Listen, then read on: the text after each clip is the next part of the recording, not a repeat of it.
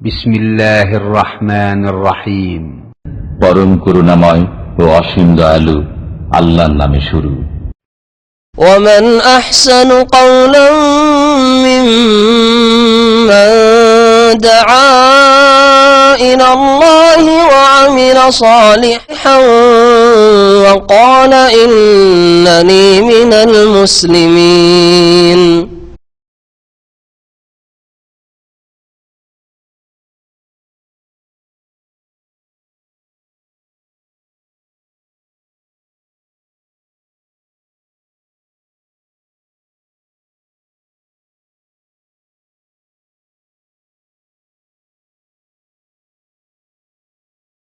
السلام عليكم ورحمة الله وبركاته.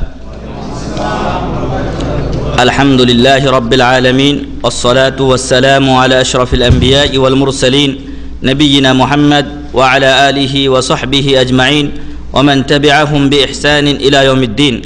أما بعد, যাবতীয় প্রশংসা সেই মহান রব্বুল আলামিনের জন্য, যিনি আজকে আমাদেরকে ইসলামী জনসভায় উপস্থিত হওয়ার তৌফিক দিয়েছেন এবং আমাদের মাঝে বাংলা ভাষার সম্মানিত দায়ী এবং শেখ, যিনি প্রায় 1.5 যুগ ধরে দাওয়াতি ক্ষেত্রে খেদমত আঞ্জাম দিয়ে যাচ্ছেন, অনেক কিতাবের অনুবাদক এবং সংকলক শেখ মোহাম্মদ আবদুল্লাহিল কাফি সাহেবকে আমাদের মাঝে কিছু বক্তব্য দেওয়ার জন্য উপস্থিত হওয়ার তৌফিক দিয়েছেন। আমাদেরকেও তার কাছ থেকে কিছু শোনার সুযোগ করে দিয়েছেন। সেই মহান রব্বুল আলামিনের শুকরিয়া আদা করি, আলহামদুলিল্লাহ।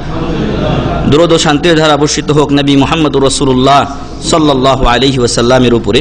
সম্মানিত ভাই এবং বন্ধুগণ, কথা না বাড়িয়ে আমরা জানি আজকে আমাদের সামনে মেহমান হিসেবে উপস্থিত আছেন জুবাইল ইসলামিক সেন্টারের সম্মানিত শেখ মোহাম্মদ আবদুল্লাহিল কাফি সাহেব। তার আলোচনা আমরা শুনব। এ পর্যায়ে আজকে আলোচনা রাখার জন্য অনুরোধ করছি সম্মানিত শেখ মোহাম্মদ আবদুল্লাহিল কাফি সাহেবকে। তাঁর আলোচনার বিষয় হবে জিলহজ মাসের প্রথম 10 দিনের করণীয়। জিলহজ মাসের প্রথম 10 দিনের করণীয়, কি করলে আমরা, কিভাবে আমরা এই 10 দিনকে কাজে লাগাতে পারি এবং এর যে ফজিলত গুরুত্ব রয়েছে সেগুলো বিষয়ে ইনশাআল্লাহ উনি আলোচনা করবেন। শাইখকে তার মূল্যবান বক্তব্য পেশের জন্য অনুরোধ করছি। ফালিয়াতাফাদ্দাল মাশকুরান ওয়া মা'জুরা। আসসালামু আলাইকুম ওয়া রাহমাতুল্লাহি ওয়া বারাকাতুহু। ইন্নাল হামদালিল্লাহ নাহমাদুহু ওয়া নাস্তাঈনুহু ওয়া নাউযু বিল্লাহি মিন শুরুরি আনফুসিনা ওয়া মিন সাইয়্যাতি আ'মালিনা মান ইয়াহদিহিল্লাহু ফালা মুদিল্লা লাহু ওয়া মান ইউদ্লিল ফালা হাদিয়া লাহু ওয়া আশহাদু আল লা ইলাহা ইল্লাল্লাহু ওয়াহদাহু লা শারীকা লাহু ওয়া আশহাদু আন্না মুহাম্মাদান আবদুহু ওয়া রাসূলুহু। আম্মা বা'দ, فإن خير الحديث كتاب الله وخير الهدي هدي محمد صلى الله عليه وسلم وشر الأمور محدثاتها وكل محدثة بدعة وكل بدعة ضلالة وكل ضلالة في النار. ثم أما بعد، فأعوذ بالله من الشيطان الرجيم. إن عدة الشهور عند الله 12 شهرا في كتاب الله يوم خلق السماوات والأرض منها 4 حرم ذلك الدين القيم فلا تظلموا فيهن أنفسكم. وقال الله عز وجل والفجر وليال عشر والشفع والوتر. প্রথমে আমরা প্রশংসা আদায় করছি সেই মহান রব্বুল আলামিনের সুউচ্চ বারগাহে, যিনি আমাদেরকে দাম্মাম আইসিসি ইসলামিক সেন্টারে একত্রিত হওয়ার তৌফিক দিয়েছেন, যেখানে আমরা কিছু কথাবার্তা আলোচনা করব কোরআন এবং সুন্নাহ থেকে। আমাদের এই আলোচনার বিষয়বস্তু আপনারা শুনেছেন, তা হচ্ছে জিলহজ মাসের প্রথম দশকের করণীয়, তার ফজিলত ও করণীয়। প্রাণপ্রিয় ভাইরা, এই দিনগুলোতে আমরা কি করতে পারি, এই দিনগুলোর আমল কি আছে, সে সম্পর্কে আলোচনায় প্রবৃত্ত হওয়ার আগে আমি দুটো ভূমিকা বলবো। একটা হচ্ছে এই যে আল্লাহ সুবহানাহু ওয়া তাআলা এই যে আমাদের জন্য মাসসমূহ দিয়েছেন, এই মাসসমূহের সূচনা কখন থেকে হয়েছে। কোরআনে সূরা আত-তাওবা 36 নম্বর আয়াতে আল্লাহ সুবহানাহু ওয়া তাআলা ইরশাদ করছেন যে ইন্না ইদ্দাতাশ শুহুরি ইনদাল্লাহি 12 শাহরান, নিশ্চয় আল্লাহ রাব্বুল আলামিনের নিকটে মাসের গণনা হচ্ছে 12টি। আল্লাহ রাব্বুল আলামিন মাসের গণনা 12টি নির্ধারণ করে দিয়েছেন, এবং এই নির্ধারণ কখন হয়েছে? ইয়াউমা খালাকাস সামাওয়াতি ওয়াল আরদ, যেদিন তিনি আসমান জমিন সৃষ্টি করেছেন। আর ওই সময় নির্ধারণ করে দিয়েছেন মিনহা আরবাআতুন হুরুম, তিনি এটা নির্ধারণ করে দিয়েছেন 12 মাসের মধ্যে 4টি মাস হচ্ছে হারাম মাস। যালিকা দ্বীনুল কাইয়্যিম, এটা সুপ্রতিষ্ঠিত দিন আল্লাহর কাছে। ফালা তাজলিমু ফীহিন্না আনফুসাকুম, অতএব এই দিনগুলোতে, এই মাসগুলোতে, এই 4টি মাসে তোমরা নিজেদের নফসের প্রতি জুলুম করো না।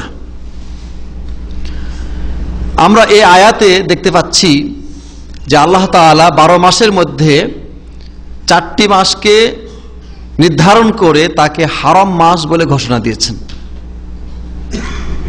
হারাম মাস মানে কি? 4টি মাসে যুদ্ধ বিগ্রহ করা হারাম, তাহলে কি অন্য সময় করা হালাল? যুদ্ধ বিগ্রহ বিনা কারণে করা সর্ব অবস্থায় হারাম, কিন্তু এই মাসগুলোতে বিশেষভাবে এই মাসগুলোর সম্মানের খাতিরে হারাম করে দেওয়া হয়েছে। যেমন যুদ্ধ বিগ্রহ যদি হয় তো যে কোনো স্থানে হতে পারে, কিন্তু মসজিদে হারাম বা মক্কার হারাম এলাকায় যুদ্ধ বিগ্রহ হবে না, ওই জন্য ওটাকে মসজিদে হারাম বলা হয়েছে। প্রশ্ন হচ্ছে 4টি মাস কি কি? কে বলবেন? জি, 3টা মাস হচ্ছে পরস্পর, যুলকায়দা, যুলহিজ্জা, মুহাররম, পরস্পর। আরেকটি হচ্ছে শাবান এবং রমজানের মধ্যবর্তী, না, শাবান এবং জুমাদা সানির মধ্যবর্তী মাস, সেটা হচ্ছে রজব মাস, 7 নম্বর মাস। এই 4টি মাস হচ্ছে হারাম। আরবে আপনারা জানেন যে আইয়ামে জাহেলিয়াতে অনেক যুদ্ধ বিগ্রহ ছিল, কবিলা কবিলায় যুদ্ধ, দ্বন্দ্ব, মারপিট সবসময় চলতেই থাকতো, কিন্তু ওদের মধ্যে এই অনুভূতিটুকু ছিল যে এই 4টি হারাম মাস আসলে ওরা আর যুদ্ধ বিগ্রহ করতো না। বর্তমান যুগের মুসলমানদের দুরবস্থা এমন পর্যায়ের যে হারাম মাস যে আছে এটা নিজেও জানেও না তারা,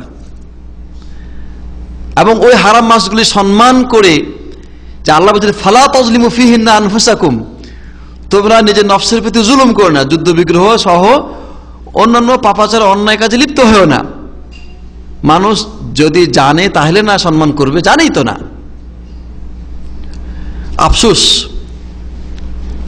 আফসোস মুসলিমদের জন্য।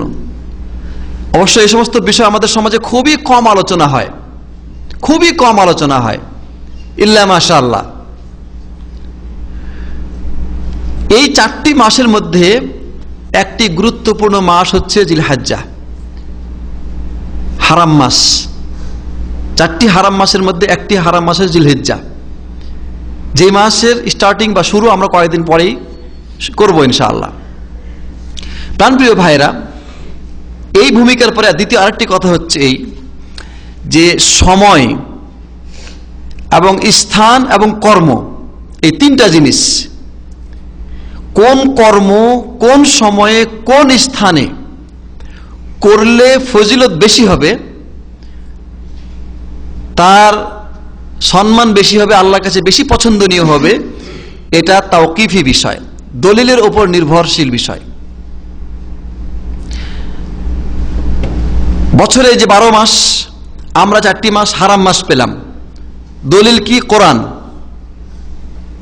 এবং মাসগুলোর নাম কোথায় পেলাম? হাদিসে পেলাম।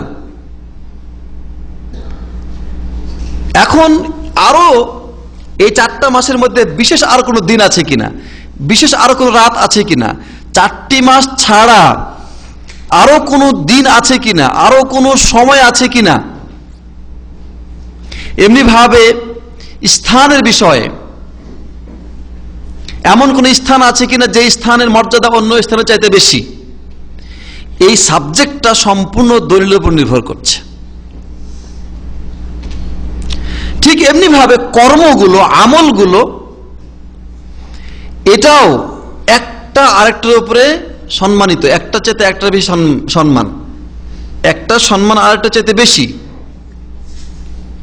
আবার দেখবেন যে স্থান ভেদে, সময়ের কারণে, সময় ভেদে, স্থান ভেদে কম মর্যাদাপূর্ণ কাজ এর সম্মান বেশি হয়ে যায়।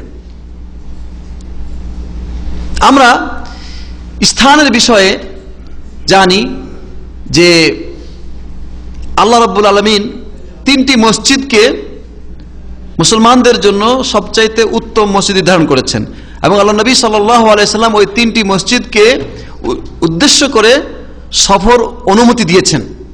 বুখারী মুসলিমের হাদিস, লা তুসাদ্দু রিহাল ইল্লা ইলা সালাসাতি মাসাজিদ, 3টি মসজিদ ব্যতীত অন্য কোন মসজিদে বা অন্য কোন স্থানে ইবাদতের উদ্দেশ্যে সফর করা যাবে না। মসজিদুল হারাম, মসজিদুল নববী, মসজিদুল আকসা, প্রত্যেকটা আলাদা সওয়াব বর্ণনা করে দেওয়া হয়েছে, 1,01,500। এমনি ভাবে বিশেষ সময়ে বিশেষ স্থানের মর্যাদা দিয়ে দেওয়া হয়েছে, যেমন মিনার মর্যাদা, আরাফাতের মর্যাদা, মুজদালিফার মর্যাদা এবং টঙ্গীর মর্যাদা।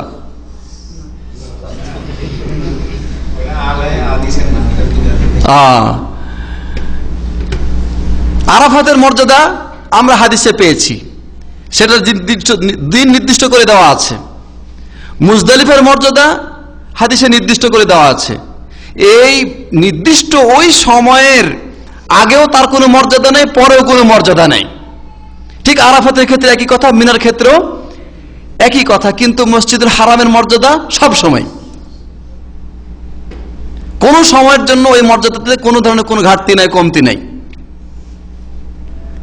অর্থাৎ আরাফাতে হাজী সাহেবরা যখন উপস্থিত হন, যেই দিন বা যা নির্ধারণ করে দেওয়া হয়েছে, সেই দিন ওখানে ইবাদত করলে যেই মর্যাদা, যেই সওয়াব পাওয়া যাবে বছরের 364 দিন, একদিন ওই একদিন বাদ দিয়ে। আর কোন সময় যদি আপনি ওখানে কোনো ইবাদতবন্দি করেন, কোনো মর্যাদা পাইবেন না, বরং ওটা মর্যাদার বিপরীত, উল্টা হয়ে যাবে। সেটা কি হবে? বিদআত হবে। এমনি ভাবে অমুমান সাধারণভাবে মসজিদ সমূহের মর্যাদা নির্ধারণ করে দেওয়া হয়েছে, যে মসজিদে সালাত আদায় করলে গৃহে সালাত আদায় করার চাইতে 25 বা 27 গুণ সওয়াব বেশি। তাহলে আমরা এই স্থানগুলোর মর্যাদা সম্পর্কে তখনই আমরা কথা বলবো যখন তার পক্ষে দলিল পাবো। অতএব টঙ্গী নামক স্থানের মর্যাদা আমাদের কাছে কোনো দলিল আছে যে ওখানে একত্রিত হলে বছরে একবার 3 দিনের জন্য বা 2 দিনের জন্য বা 1 দিনের জন্য তার এই ফজিলত? এবছর আমি অংশ নিলাম এভাবে, এরপরে আরো 4 বার বা 5 বার অংশ নিলে একটা হজের সওয়াব পাবো, বা এটা দ্বিতীয় হজ অথবা দ্বিতীয় বিশ্ব সম্মেলন আরাফাতের পরে বা হজের পরে ইত্যাদি কথা বলা। আমি আমার নিজস্ব গবেষণা অনুযায়ী আমি বলি কথাটা, এ ধরনের কথা বলা আল্লাহ সুবহানাহু ওয়া তাআলার একটা অন্যতম বিধান, ইসলামের 5 স্তম্ভ হজের সাথে উপহাসের শামিল। কেননা হজ একটা সুবিদিত, সুনির্ধারিত, সুপ্রমাণিত ইবাদত, সুতরাং এই ইবাদতের সাথে অন্য কোনো কিছুকে তুলনা করা চলবে না। যদি আপনি তুলনা করেন তাহলে মানুষ ওটার প্রতি অবশ্যই ঝুঁকবে, যেহেতু বলা হচ্ছে হজের তুলনায় বা কাছাকাছি, তাহলে মানুষের আগ্রহ সৃষ্টি হবে ওইটার কারণে।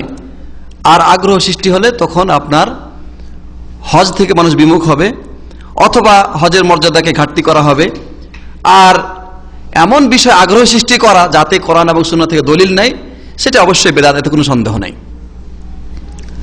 প্রাণপ্রিয় ভাইরা, সময়ের ক্ষেত্রে আমরা রমজান মাস সময় সম্পর্কে জেনেছি, আমরা লাইলাতুল কদর সম্পর্কে জেনেছি, আশুরা সম্পর্কে জেনেছি।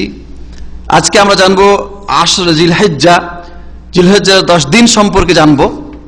এভাবে শুক্রবারের সম্মানের কথা আমরা বিভিন্নভাবে জেনেছি। এছাড়া অন্যান্য দিন বা সময়ের সম্মান বা বিশেষ কোনো মর্যাদা হাদিস থেকে যদি প্রমাণিত না হয় তাহলে সেটা গ্রহণযোগ্য হবে না। শুক্রবারে, বৃহস্পতিবার রোজা রাখা, সোমবারে রোজা রাখা প্রমাণিত।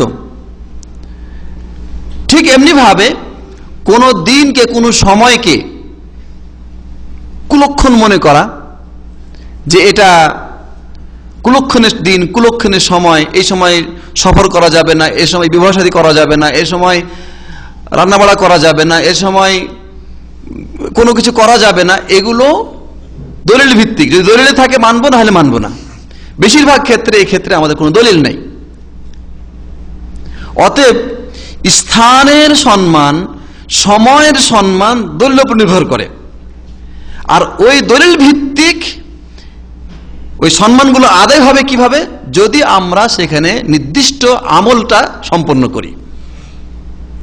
আর এই কারণে, ওই সময়ের কারণে এবং ওই স্থানের কারণে কম মূল্যবান আমল ওখানে গেলে বেশি মূল্য পেয়ে যায়। যেমন একটা উদাহরণ দিচ্ছি, সর্বশ্রেষ্ঠ ইবাদত হচ্ছে সালাত। সর্বশ্রেষ্ঠ ইবাদত হচ্ছে কি? সালাত। সালাতের পরে হচ্ছে কোরআন তেলাওয়াত, তারপরে হচ্ছে জিকির, তারপরে হচ্ছে আপনার তাসবিহ তাহলিল, দোয়া, তারপরে দোয়া, জিকির বলতে তাসবিহ তাহলিল। এটা হচ্ছে আপনার সম্মানের দিক থেকে সবচেয়ে উচ্চ হচ্ছে কি? সালাত। তারপরে আছে আপনার কোরআন তেলাওয়াত, তারপরে জিক্রুল্লাহ বা তাসবিহ তাহলিল, এরপরে দোয়া। তো এই যে বলা হলো, এই কাজগুলো কোনো কোনো ক্ষেত্রে নিম্ন পর্যায়ের কাজ উচ্চ পর্যায়ের কাজের চাইতে বেশি সম্মানিত হয়ে যায়। যেমন সকালের দিকে আজকারুস সাবাহ ওয়াল মাসা বলাটা উত্তম।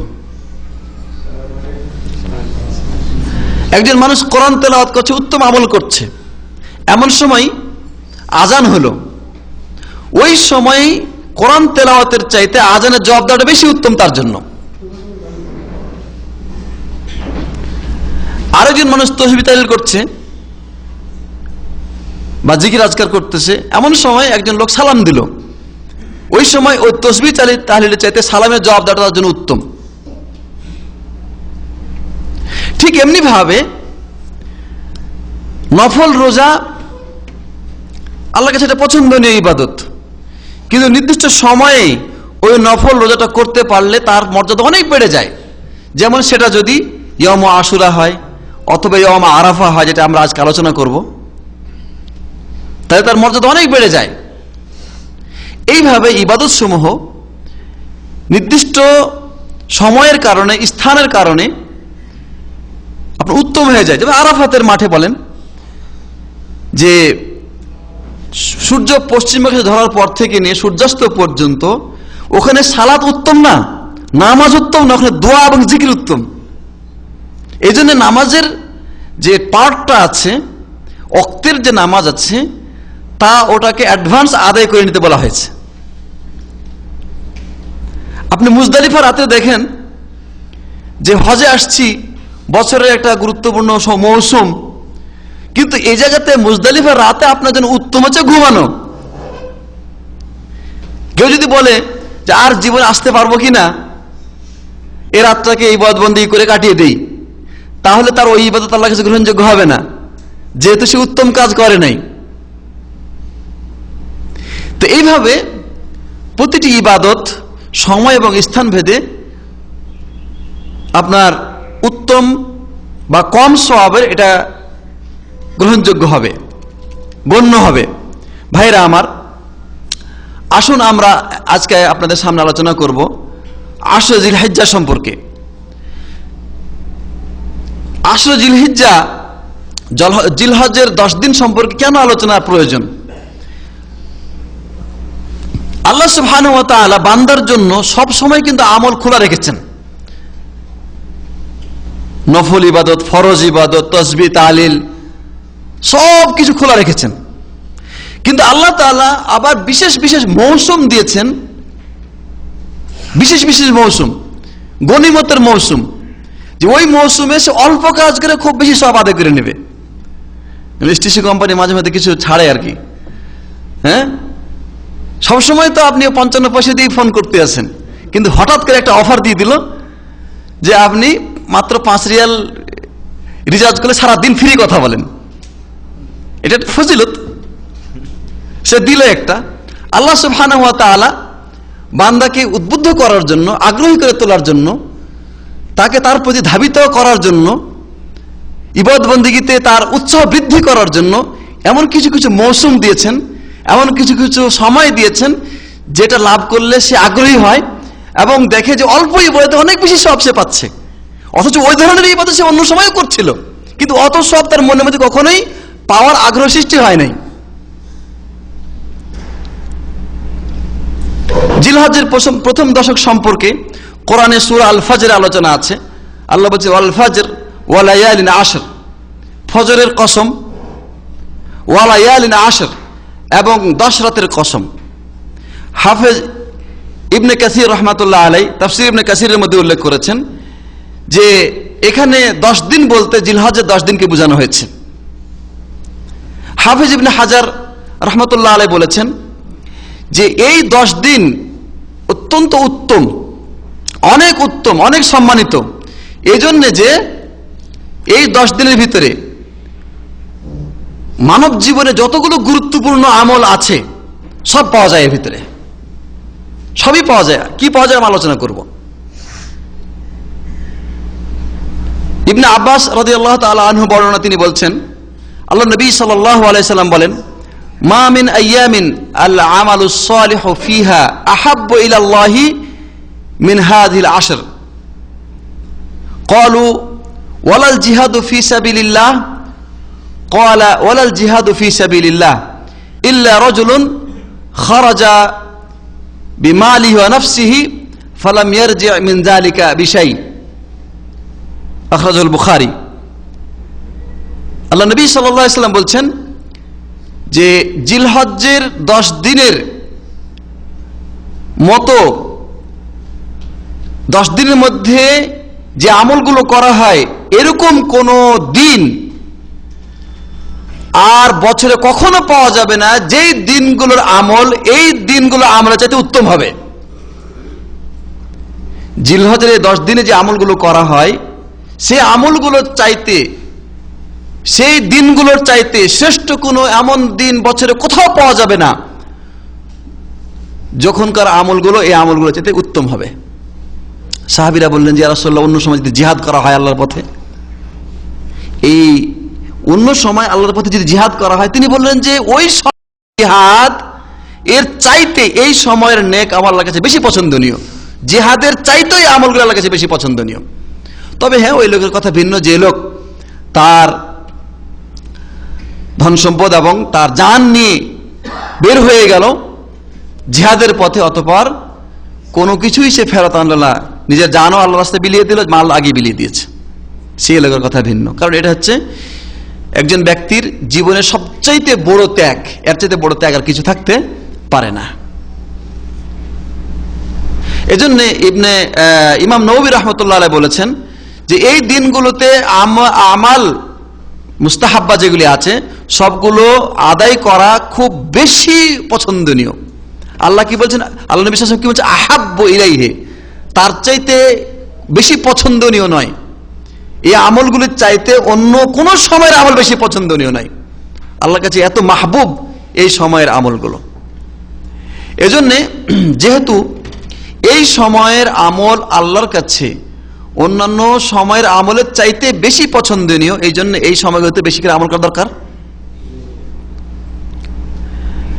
অবশ্য কেউ প্রশ্ন করতে পারেন লাইলাতুল কদর, ওলামাদের মধ্যে কেউ কেউ বলেছেন যে রমজান মাসের মধ্যে যে লাইলাতুল কদর আছে, রাত হিসাবে বছরের শ্রেষ্ঠ সময় হচ্ছে লাইলাতুল কদর, আর দিন হিসাবে বছরের শ্রেষ্ঠ দিনগুলো হচ্ছে এই 10 দিন।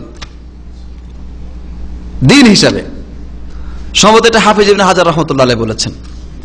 সুতরাং এই দিনগুলো যেহেতু আল্লাহর কাছে সর্ব উত্তম সর্বশ্রেষ্ঠ, এজন্য আসুন আমরা এই দিনগুলোতে কি কি আমল আল্লাহর সামনে পেশ করতে পারি। সালাত তো সারা বছর আদায় করেন, সালাত তো সারা বছর আমরা আদায় করি, ঠিক কিনা? তাহলে এই হাদিস অনুযায়ী বোঝা যাচ্ছে যে এই 10 দিনের সালাত অন্য সমস্ত সময়ের তুলনায় বেশি পছন্দনীয়। অতএব আমরা সালাতের বিষয়ে কি গুরুত্ব দিব? যেহেতু সালাত বেশি পছন্দের আল্লাহর কাছে, অতএব আমরা সালাত ফরজ নামাজগুলো বেশি বেশি ঘরে আদায় করব।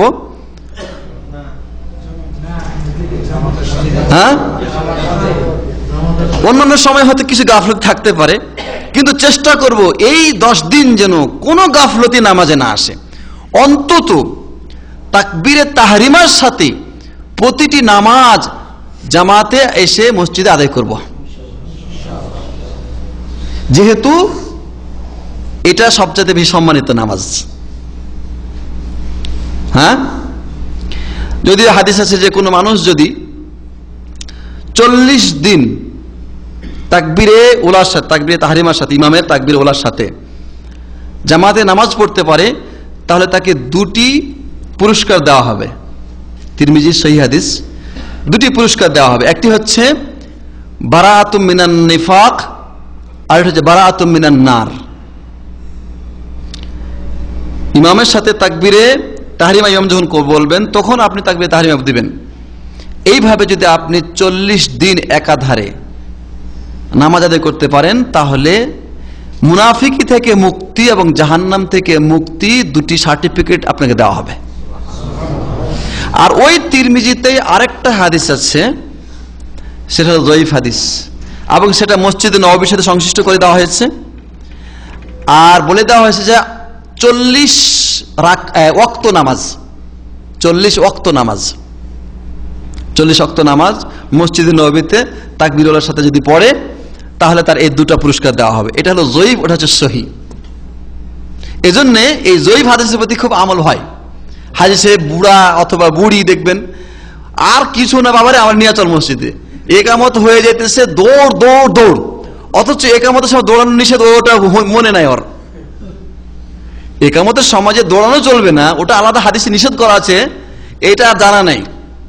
তাকবীরে উলা ধরতে হবে, ওই না হলে জাহান্নাম থেকে মুক্তি পাওয়া যাবে না, নেফাকি থেকে মুক্তি পাওয়া যাবে না। যঈফ হাদিসের প্রতি আমল করার বেশি আগ্রহে ভাইরা আমার। তাহলে আমরা এই দিনগুলোতে সালাতের বিষয়ে সবচেয়ে বেশি গুরুত্ব আরোপ করব।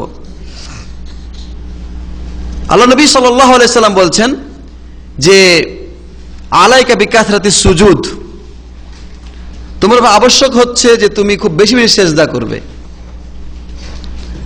সেদিন এক মসজিদে এক লোক দেখলাম যে বসে বসে 3-4টা সেজদা করলো, মানে এক একটা সেজদা ফের 2-3 মিনিট করে লম্বা করে, এমনি এমনি আর কি। তো পরে বললাম যে ভাই আপনি এইভাবে সেজদা করছেন, আল্লাহ নবী সাল্লাল্লাহু আলাইহি ওয়াসাল্লাম বলছে বেশি বেশি সেজদা করতে, তাই সেজদা করলাম। হাদিস পড়েছে ঠিকই, কিন্তু উল্টা বুঝ, নিজের মন মতো বুঝ। বেশি বেশি সেজদা করার অর্থ হচ্ছে সময় মতো সেজদা করা জামাতের সাথে, এবং এর সাথে সংশ্লিষ্ট যে অন্যান্য নফল ইবাদতগুলো আছে, নফল নামাজগুলো আছে, তা আদায় করা। তাহাজ্জুদের নামাজ, চাশতের নামাজ, ইশরাকের নামাজ, তারপরে 12 রাকাত সুন্নাত নামাজ ইত্যাদি, বিতের নামাজ, এগুলি না ছাড়া যথাযথভাবে আদায় করা। অতএব আমরা নামাজের বিষয়ে গুরুত্ব দেব। দ্বিতীয় আমল হচ্ছে সিয়াম। দ্বিতীয় আমল কি? সিয়াম। আল্লাহ নবী সাল্লাল্লাহু আলাইহি ওয়াসাল্লাম আশুরা রোজা ছাড়তেন না, এবং এই দশক এর রোজা ছাড়তেন না, এবং তিনি প্রত্যেক মাসে 3টি রোজা ছাড়তেন না। মুসনাদ আহমদ এবং সুনান আরবা, আবু দাউদ, নাসাই, তিরমিজি, ইবনে মাজাহ। আর এই 4টা সুনান গ্রন্থে আরেকটা হাদিস আছে একই পর্যায়ের, কিন্তু সেখানে নির্দিষ্টভাবে 9 জিলহিজ্জা বলে দেওয়া হয়েছে। জিলহিজ্জার 9 তারিখ জিলহিজ্জার 9 তারিখ, জিলহিজ্জার 9 তারিখ আরাফা দিবস। আর মুসলিমের আরেকটি রিওয়ায়েতে নির্দিষ্টভাবে আরাফা শব্দ উল্লেখ করা হয়েছে, ইয়াউমা আরাফা, আরাফা দিবস। এখন প্রশ্ন হচ্ছে এই যে বাংলাদেশে আমরা কবে রোজা রাখব? এখানে যেদিন আরাফা হয় সেদিন রোজা রাখবো নাকি 9 জিলহিজ্জা রোজা রাখবো? এটা একটা প্রশ্ন, এবং এই প্রশ্নের উত্তর সঠিকভাবে আমরা দিতে পারি না দেখে উনারা বলেন যে সারা বিশ্বব্যাপী একদিন রোজা রাখতে হবে, একদিনে ঈদ করতে হবে, একদিনেই সবকিছু করা লাগবে। কিন্তু বিষয়টা আসলে এরকম নয়। আগের যুগের লোকেরা এই সময় কি করতেন? এই টেকনোলজি যখন ছিল না তখন তারা কি করতেন? তখন কি তারা লোক পাঠায় বলতে যে দেখো তো কবে আরাফা হইতেছে, ঈদের রোজা রাখবো আমরা, এরকম করতেন? নাকি তারা তাদের হিসাব অনুযায়ী কবে 9 জিলহিজ্জা আছে সেদিন তারা রোজা রাখতেন? এই বিষয়ে আলোচনা করতে হলে অনেক লম্বা সময়ের দরকার। সংক্ষেপে এটুকু বলে রাখি যে দেখুন, এই একদিনে ঈদ করা, একদিনে রোজা রাখা, বিশ্বব্যাপী একদিনে রোজা রাখা এবং ঈদ করা, এই মাসালাটা কিছু আলেমের এমন শিরোপীড়া বা মাথা ব্যথার কারণ হয়েছে যে ওনারা এটা ছাড়া যেন উম্মতের আর ঐক্য কোথাও খুঁজে পাচ্ছে না, এবং আদা জল খেয়ে এটা নিয়ে তারা লেগে পড়েছেন। এবং বিশেষ করে আমাদের দেশে মানুষ আজকে শততা বিভক্ত হয়ে গেছে এই বিষয়টাকে নিয়ে। প্রশ্ন হচ্ছে যে আগের যুগের লোকেরা কি করতেন? একটা রাষ্ট্র, মুসলিম রাষ্ট্র, খেলাফত মুসলিম রাষ্ট্র যে খলিফা, তার কি এরকম কোনো পাওয়া গেছে যে এই বিষয়টি যে এতই গুরুত্বপূর্ণ হইতো যেন একদিনই করা লাগবে? তাহলে এরকম কোন ইতিহাস পাওয়া গেছে? চাঁদ দেখার সাথে সাথে এই তুমি এদিকে ঘোড়া নিয়ে ছুটো, এই তুমি এদিকে ঘোড়া নিয়ে ছুটো, যতদূর পারো। অথচ সে সময় কিন্তু যুদ্ধের খবরাখবর তারা আমিরের কাছে পৌঁছাতেন এই ঘোড়ার মারফতেই, দ্রুত ফায়সালা নেওয়ার জন্য। যেমন এই ইস্তাম্বুল বা তুর্কিয়ার ইস্তাম্বুল তস্তুর বলা হয়, তখন বলা হতো, সেটা যখন বিজয় হলো এবং সেখানে যখন আপনার আমর ইবনে আস রাদিয়াল্লাহু তাআলা আনহু বিজয় করলেন, তখন ওই যে দানিয়েল নামক নবীর একটা কবর পাওয়া, লাশ পাওয়া গেছিল। তখন সেই লাশ নিয়ে তারা কি করবেন, এটা সমাধানের জন্য তার লোক পাঠিয়েছে হয়তো ওমরের কাছে দ্রুত। তারপর এখান থেকে আবার কাসেদ বা যে বাহক দূত, সে খবর নিয়ে পৌঁছে দিয়েছে যে দিনের বেলায় 14টা কবর খুঁড়ে রাতের অন্ধকারে কোনো একটা কবরে রেখে তোমরা সবগুলি কবরকে মাটির সাথে মাটি মিলাই দিও, যাতে করে লোকেরা খুঁজে না পায়। যদি এই বিষয়টা এত গুরুত্বপূর্ণ হতো, মুসলিম জাতির ঐক্যের একটা নিদর্শন বলে গণ্য হতো, তাহলে এই সম্পর্কে পূর্ব যুগের ওলামাদের যথেষ্ট বাহাস এবং মুনাজা থাকতো, লিখনি থাকতো, কিন্তু কোনো লিখনি নাই। এটা আশ্চর্যের বিষয় একটা। সুতরাং যে বিষয় নিয়ে সালাফে সালেহীন আলোচনা করেন নাই, সে বিষয় নিয়ে এখন আলোচনা করা এটা বাড়াবাড়ি ছাড়া কিচ্ছু না। নিজেদেরকে একটু মিডিয়ায় উঠানো আর কি, নিজেদের কিছু আপনার অনুসারী বৃদ্ধি করা। যে কোনো সাবজেক্ট নিয়ে আপনি দেশে কথা বলবেন, যুক্তি দিয়ে খালি মাথায় ঢুকে দিতে বলে দেবে, ও আপনার অনুসরণ করছে, আর ওর দেখা দেখে আর 10 জন চামচা আপনি পেয়ে যাবেন। যে কোনো একটা ফিকরা বা একটা বিষয় নিয়ে আপনি বাংলাদেশে শুরু করেন না কেন? কারণ মানুষের তো এই সমস্ত বিষয়ে কোনো নলেজ নেই, কোনো গবেষণা নেই। যখন আপনি টাইটেল নিয়ে, সাইনবোর্ড নিয়ে, এই বাহ্যিক নিদর্শন নিয়ে যখন আপনি দাঁড়াবেন, এটা একটা, এখন যা বলবেন ওই গ্রহণ করবে, এমন অবস্থা। সুতরাং দেখেন, আপনি যদি হাদিসের গ্রন্থগুলি দেখেন, মুসলিম শরীফের হাদিস, তারপরে আবু দাউদের হাদিস, তিরমিজির হাদিস দেখবেন, তারা অধ্যায় রচনা করেছেন এইভাবে যে প্রত্যেক দেশ তাদের দেখা অনুযায়ী তারা রোজা রাখবে, ঈদ করবে, অধ্যায় রচনা করছে। ওই মুহাদ্দিসগুলি বুঝে নেই, তাদের মধ্যে কেউ আলোচনা করে না এরকম যে সব দেশের লোকেরা এক সময় চাঁদ, যে কোনো এক জায়গায় চাঁদ দেখলে সবাই একসাথে রোজা রাখবে এবং একসাথে ঈদ পালন করবে। সুতরাং আমরা এক্ষেত্রেও এই যে আল্লাহ নবী সাল্লাল্লাহু আলাইহি ওয়াসাল্লাম 9 জিলহিজ্জা এইভাবে বলে, 9 নবম জিলহজের 9 তারিখে তিনি রোজা রেখেছেন। আবু দাউদের হাদিসে সুস্পষ্টভাবে 9 কথা বলা আছে।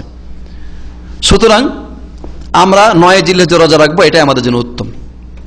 এছাড়া যেহেতু এই দিনগুলিতে নেক আমল বেশি উত্তম, এজন্য 1 থেকে নিয়ে কন্টিনিউ 9 তারিখ পর্যন্ত কোনো মানুষ যদি রোজা রাখে আর কোনো সমস্যা নেই। বিশেষ করে আরাফা দিবসের রোজা সম্পর্কে আল্লাহ নবী সাল্লাল্লাহু আলাইহি সাল্লাম বলছেন, আবু কাতাদা রাদিয়াল্লাহু তাআলা আনহু হাদিস সহিহ মুসলিমে বর্ণিত হয়েছে, সিয়ামু ইয়াউমি আরাফা আরজুল্লাহ ইউকাফিরা সানাতাল মাদিয়া ওয়াল আতিয়া।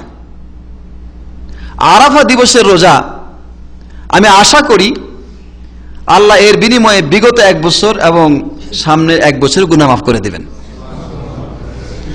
সুতরাং এই দিনে এই রোজাটি পালন করার জন্য সকলেরই আগ্রহী থাকা উচিত।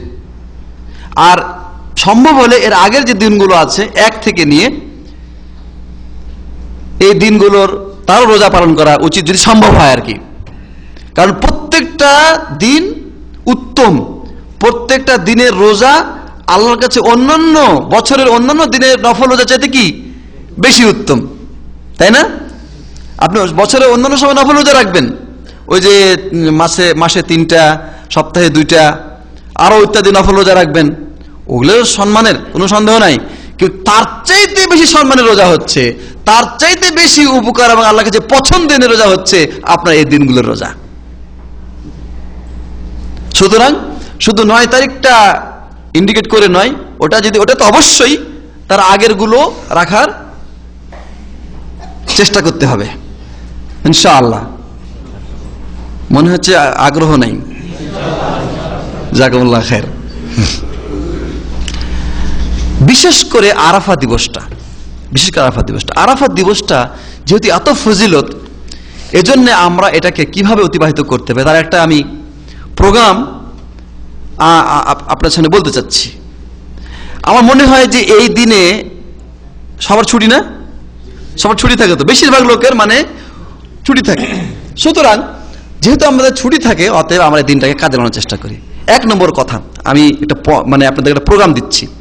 1 নম্বর কথা হচ্ছে যে আমরা আগে প্রথম রাতে ঘুমিয়ে পড়বো, একটু আগে ভাগে ঘুমিয়ে পড়বো। অন্যান্য দিন হয়তো 11-12 দিয়ে ঘুমাই, আমরা সেই রাতে 10টা দিয়ে ঘুমিয়ে পড়বো।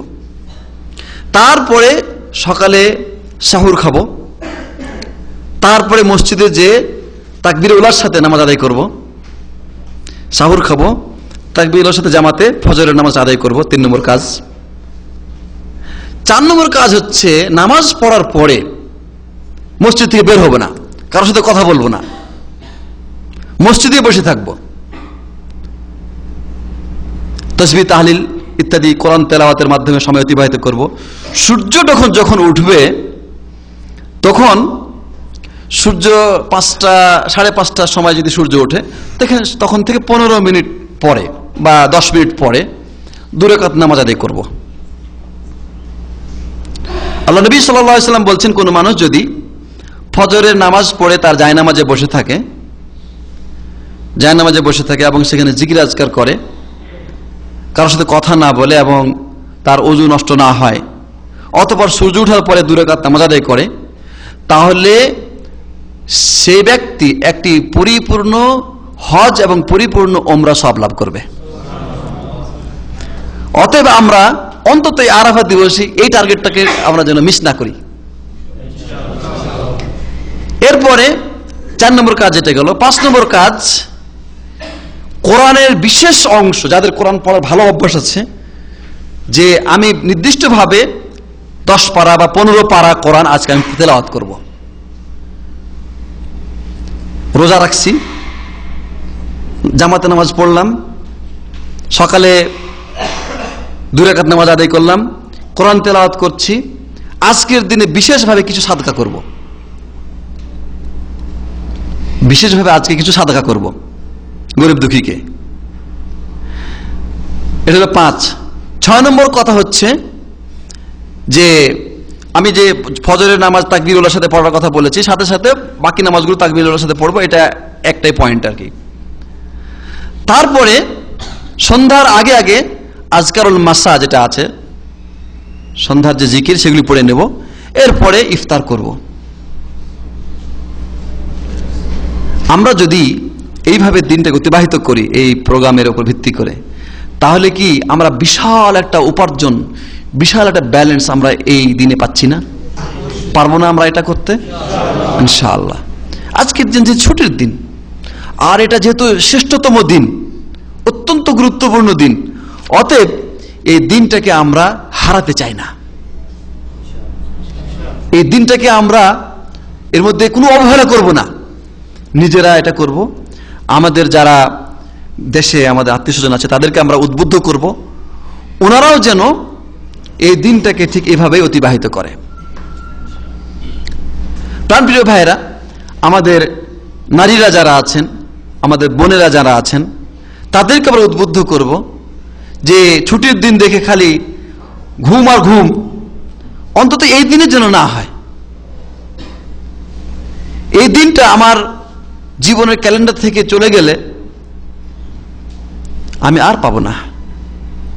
আল্লাহ সুবহানাহু ওয়া তাআলা আমার প্রত্যেকটা সময়ের হিসাব নেবেন, তাই না? লা তাজালু কদামা ইবনে আদম হাত্তা ইউসাল আন আরবা। চারটা জিনিসের জবাব না দেওয়া পর্যন্ত কোনো মানুষের কদম কিয়ামতের দিন সামনে অগ্রসর হবে না। তার মধ্যে দুটো সময় সম্পর্কে আর দুটো অর্থ সম্পর্কে, দুটো সময় সম্পর্কে। একটা হচ্ছে সারা জীবন, আর একটা হচ্ছে যৌবন। জীবন এবং যৌবন, আপনি আপনার জীবনের এই বিশাল সময়গুলো কোন কাজে, কোন পথে, কি করে ব্যয় করেছেন। আর স্পেশাল ভাবে এই পুরা জীবনের মধ্যে যে আপনার সবচাইতে গুরুত্বপূর্ণ ইয়ং অবস্থায় যে আপনি ছিলেন, এই যৌবন কালটা আপনি কোন কাজে ব্যয় করেছেন। আল্লাহু আকবার। আমাদের রাত, আমাদের দিন, আমাদের উঠা বসা সবকিছু কিন্তু এই সময়ের মধ্যে।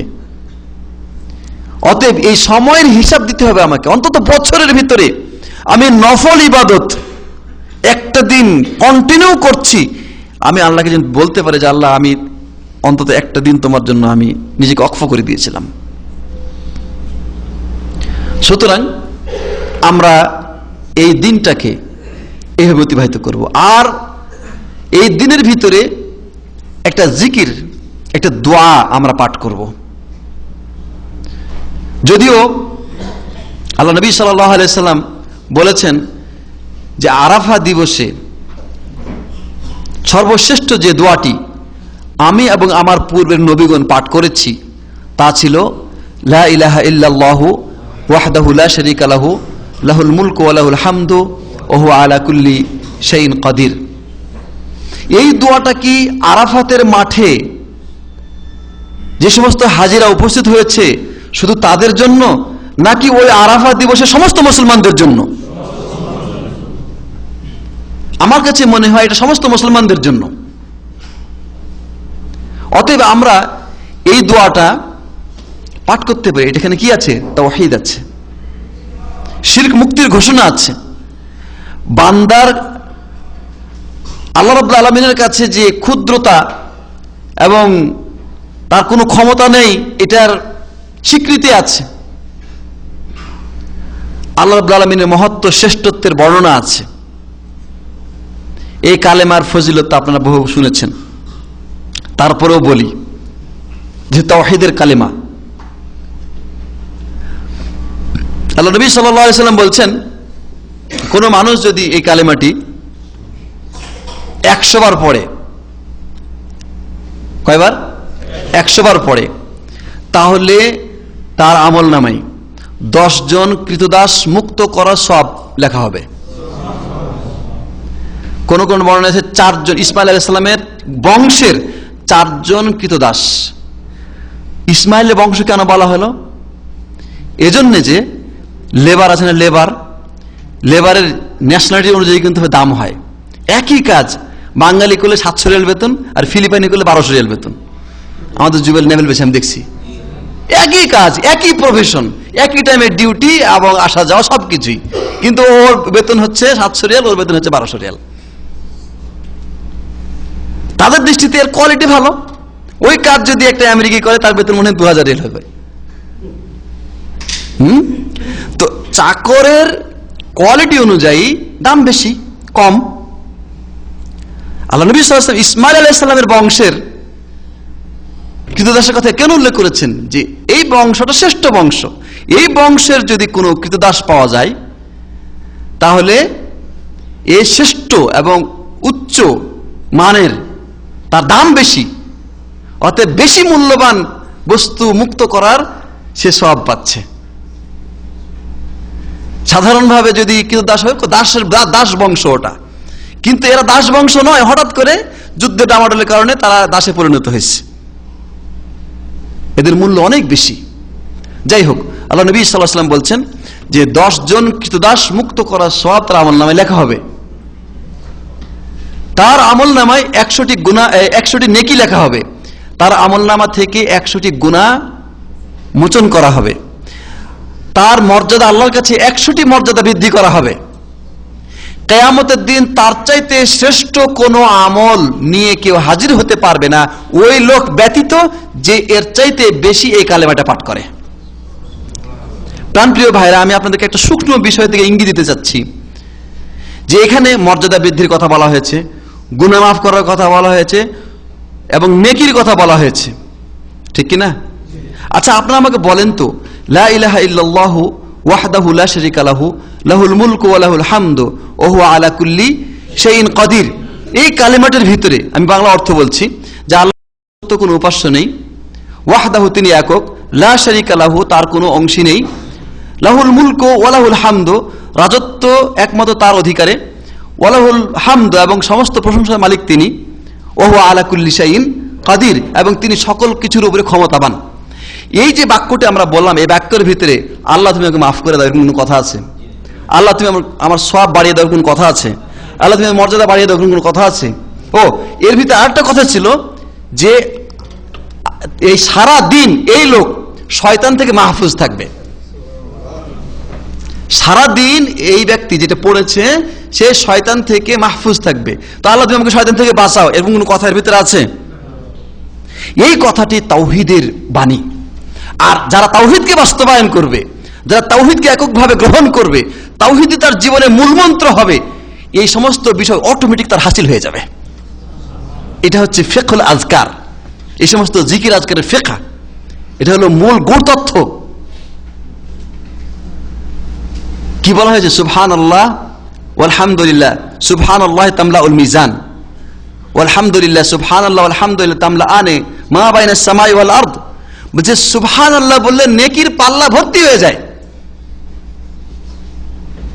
সুবহানাল্লাহ মানে আমি আল্লাহর পবিত্রতা বর্ণনা করছি, ওখানে নেকি চাওয়ার কোনো কথা বলা হয়নি, কিন্তু এ কথা বললে আল্লাহ রাব্বুল আলামিন যে বলছেন তার নেকির পাল্লাকে ভারী করে দিবি এমনি এমনি, না চাইলেও। সুবহানাল্লাহ আলহামদুলিল্লাহ বললে জমিন থেকে আসমান পর্যন্ত পুরো জায়গাটা নেকিতে ভর্তি করে দেবেন। তো এগুলি আল্লাহর তাসবিহ, তাওহীদ, তার একত্ববাদ, এটা স্বীকার করা এবং এটাকে প্রকাশ করা, প্রচার করার ফজিলত। ফরজ নামাজের পরে সবাই মিলে নামাজ পড়লাম, এখন হাত তুলে একটু দোয়া করলে আল্লাহ কার না কার দোয়া কবুল করে আমার দোয়াটা আল্লাহ কবুল করে নেবেন, আমার উদ্দেশ্য হাসিল হয়ে যাবে।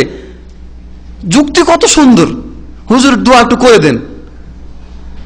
কিন্তু এই মিসকিন জানলো না যে ওই দোয়া করার চাইতে আরো কত শ্রেষ্ঠ দোয়া আছে যা আল্লাহ নবী সাল্লাল্লাহু আলাইহি ওয়াসাল্লাম শিখাইছেন। তুমি যা চাচ্ছ এই কথাগুলি মুখে না বললেও আল্লাহ রাসূল সাল্লাল্লাহু আলাইহি ওয়াসাল্লামের শিখানো ওই তাসবিহগুলি পড়লে তো তোমার হাসিল হয়ে যাবে। সুবহানাল্লাহ আলহামদুলিল্লাহ আল্লাহু আকবার 33 বার করে বললে কি ফজিলত। রাসূল সাল্লাল্লাহু আলাইহি ওয়াসাল্লাম বলছেন যে তার গুনাহসমূহ যদি সমুদ্রে ফেনা পরিমাণ হয় আল্লাহ মাফ করে দিবে। ও অথচ গুনাহ মাফের কোনো কথাই নাই এখানে। আয়াতুল কুরসি পড়লে, ফরজ নামাজের পর আয়াতুল কুরসি পড়লে তার জান্নাতে যেতে কোনো বাধা নেই। কি বাধা আছে? শুধু মৃত্যু। আয়াতুল কুরসির মধ্যে কি আছে আল্লাহ আমি জান্নাত দাও, আমি জান্নাত চাই, কোন কথা আছে? আয়াতুল কুরসির মধ্যে সম্পূর্ণ আল্লাহর একত্বের কথা, তাওহীদের কথা, তার গুণগানের কথা, আসমা সিফাতের কথা। আর এগুলি আল্লাহর কাছে পছন্দনীয় বেশি। এজন্য মানুষ আল্লাহর তাওহীদ, একত্ব, এটা যত বেশি প্রচার করবে, যত বেশি মুখে উচ্চারণ করবে, তত সে পবিত্র হবে, তার জীবন তত সুখময় হবে এবং সে আল্লাহর কাছে একজন প্রিয় বান্দায় পরিণত হবে। এই জন্যে এই দিনগুলোতে আরেকটি গুরুত্বপূর্ণ আমল হচ্ছে জিকির আজকার করা, বিশেষ করে তাকবীর বলা। জিকির আজকার সুবহানাল্লাহ, আলহামদুলিল্লাহ, লা ইলাহা ইল্লাল্লাহ, আল্লাহু আকবার, এগুলো জিকির আজকার। বিশেষ করে তাকবীর, তাকবীরটা জিলহজ্জের 10 তারিখে তাকবীর পাঠ করা দুই ভাগে বিভক্ত। এটা হচ্ছে আম, এটা হচ্ছে খাস। আম তাকবীর হচ্ছে জিলহজ্জের যেদিন চাঁদ উঠবে সেদিন থেকে নিয়ে কন্টিনিউ যে কোনো স্থানে যে কোনো সময় তাকবীর পাঠ করা, আর এটা হচ্ছে আম তাকবীর। আর খাস তাকবীর হচ্ছে আরাফা দিবস যেদিন জিলহজ্জের 9 তারিখ, সেই দিন ফজরের পর থেকে নিয়ে প্রত্যেক নামাজের পরে স্পেশাল ভাবে প্রত্যেক ফরজ নামাজের পরে ওই তাকবীরটা পাঠ করা খাস, এবং সেটা চলবে 13 তারিখ আসরের নামাজের পর পর্যন্ত। এই তাকবীরের ভাষা হচ্ছে এরকম: আল্লাহু আকবার, আল্লাহু আকবার, লা ইলাহা ইল্লাল্লাহ, আল্লাহু আকবার, আল্লাহু আকবার, ওয়ালিল্লাহিল হামদ। তাকবীর আল্লাহর শ্রেষ্ঠত্ব, আল্লাহর তাওহীদের প্রচার। আল্লাহু আকবার, আল্লাহু আকবার, আল্লাহর শ্রেষ্ঠত্ব। লা ইলাহা ইল্লাল্লাহ, এখানে তাওহীদ। আল্লাহু আকবার, আল্লাহু আকবার, ওয়ালিল্লাহিল হামদ। প্রিয় ভাইরা, এই তাকবীরটা এত গুরুত্বপূর্ণ যে জোরে জোরে বলাটা সুন্নাত। ইবনে ওমর রাদিয়াল্লাহু তাআলা আনহু তিনি মিনাতে যখন থাকতেন তখন এই তাকবীরটা এত জোরে জোরে পড়তেন যে মানুষ তার তাকবীর শুনে তারা সবাই জোরে জোরে তাকবীর পড়তো, তখন একটা গুঞ্জন সৃষ্টি হয়ে যেত। আবু হুরায়রা রাদিয়াল্লাহু তাআলা আনহু, ইবনে ওমরের আরো বর্ণনায় আছে যে তারা বাজারে যেও তাকবীর পড়তেন, আর তাদের তাকবীর পড়া শুনে অন্যরাও তাকবীর পড়তো। এখনকার যুগে এমন একটা অবস্থা হয়েছে, এটা কথার কথা। মাহবুব ভাই এখান থেকে বের হয়ে গেল ইসলামী সেন্টার থেকে শিখে, বাজারে যে আল্লাহু আকবার, আল্লাহু আকবার জোরে জোরে তাকবীর বলতেছে, সুন্নত আর কি, এটা প্রচার করার জন্য। লোকেরা বলবে কি লোকটা মাথা খারাপ হয়ে গেছে নাকি, সবাই ওর দিকে আশ্চর্য তাকাবে, ঠিক না ভাই? মানে এটা কেমন আশ্চর্যের বিষয়। আরে ওটা না হয় বাজারের বিষয়, ও বাজারে তো বলবেই, ওটা জানে না, বাজারের মানুষ আর কি জানে। কিন্তু ইবাদত করতে আসে, আপনার যখন ঈদের নামাজে আসে, ঈদের নামাজে ওই তাকবীর বলা কিন্তু সুন্নাত, ঈদের নামাজের আগে। তো ঈদের নামাজে মুসল্লায় বসে বসে কেউ যদি ওই তাকবীর জোরে জোরে পড়ে তো মানুষের দিকে হা করে চেয়ে থাকে যে কি করতেছে লোকটা, এমন অবস্থা। এখানে অনেকে এরকম করে, কিন্তু আলহামদুলিল্লাহ ধীরে ধীরে মানুষের ভিতরে শিক্ষা হচ্ছে। অথচ এই তাকবীর পাঠ করা এটা কত বড় সুন্নাত এবং কত বড় একটা শ্রেষ্ঠতম আমল। ভাইরা আমার, তাহলে আমরা বলছিলাম যে আমরা এই দিনগুলোতে তাকবীর পাঠ করব। যখন চাঁদ উঠবে তখন থেকে আমাদের তাকবীর অনির্ধারিতভাবে চলবে। বাড়িতে, মসজিদে, বাড়ির বাহিরে, বাজারে, সর্বস্থানে তাকবীর পাঠ করব। অনির্ধারিত স্থান এবং সময়ের তাকবীর। আর নির্ধারিত সময় এবং স্থানের তাকবীর হচ্ছে 9 জিলহজ থেকে নিয়ে 13 জিলহজ আসর পর্যন্ত, প্রত্যেক ফরজ নামাজের পর পর। এরপরে আরেকটি গুরুত্বপূর্ণ আমল যা এই সময় রয়েছে তা হচ্ছে কুরবানি এবং ঈদ। কুরবানি এবং ঈদ এটা হচ্ছে জিলহজের 10 তারিখের আমল। এই সম্পর্কে বলা হয়েছে, আল্লাহ নবী সাল্লাল্লাহু আলাইহি ওয়াসাল্লাম বলছেন, ইন্না আ'যামাল আইয়ামি ইনদাল্লাহ ইয়াওমান নাহর সুম্মা ইয়াওমুল কার। আল্লাহর কাছে উত্তম দিন হচ্ছে, ফজিলতপূর্ণ সময়ত দিন হচ্ছে ইয়াউমুন নাহার, কুরবানির দিন। সুম্মা ইয়াউমুল কার, অতঃপর তার পরের দিন। এই দিনগুলোতে আল্লাহর কাছে যে পছন্দনীয় আমল যেটা, সেটা হচ্ছে কি কুরবানি করা। ঈদের নামাজ এবং কুরবানি।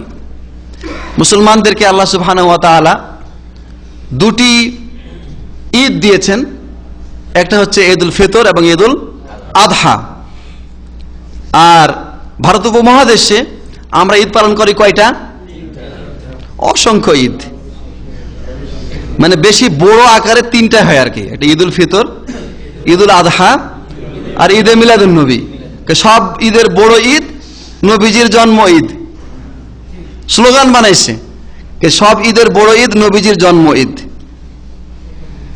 নবী সাল্লাল্লাহু আলাইহি সাল্লামের জন্ম ঈদ পালন করেছিল কিন্তু আবু লাহাব, জানেন? আবু লাহাব শুনে এত খুশি হয়েছিল, তখন তার একজন দাসী ছিল, দাসীর নাম ছিল সুয়াইবা। যখন এই দাসীটা এসে আবু লাহাবকে খবর দিল যে আব্দুল্লাহ ছেলে হয়েছে, তখন খুশি হয়ে আবু লাহাব ওই মেয়েটাকে, দাসীটাকে আজাদ করে দেয়, মুক্ত করে, যা তুই মুক্ত, খুশিতে। তো ঈদ মানাইছে তো, সুতরাং ঈদ মানানো সুন্নাত।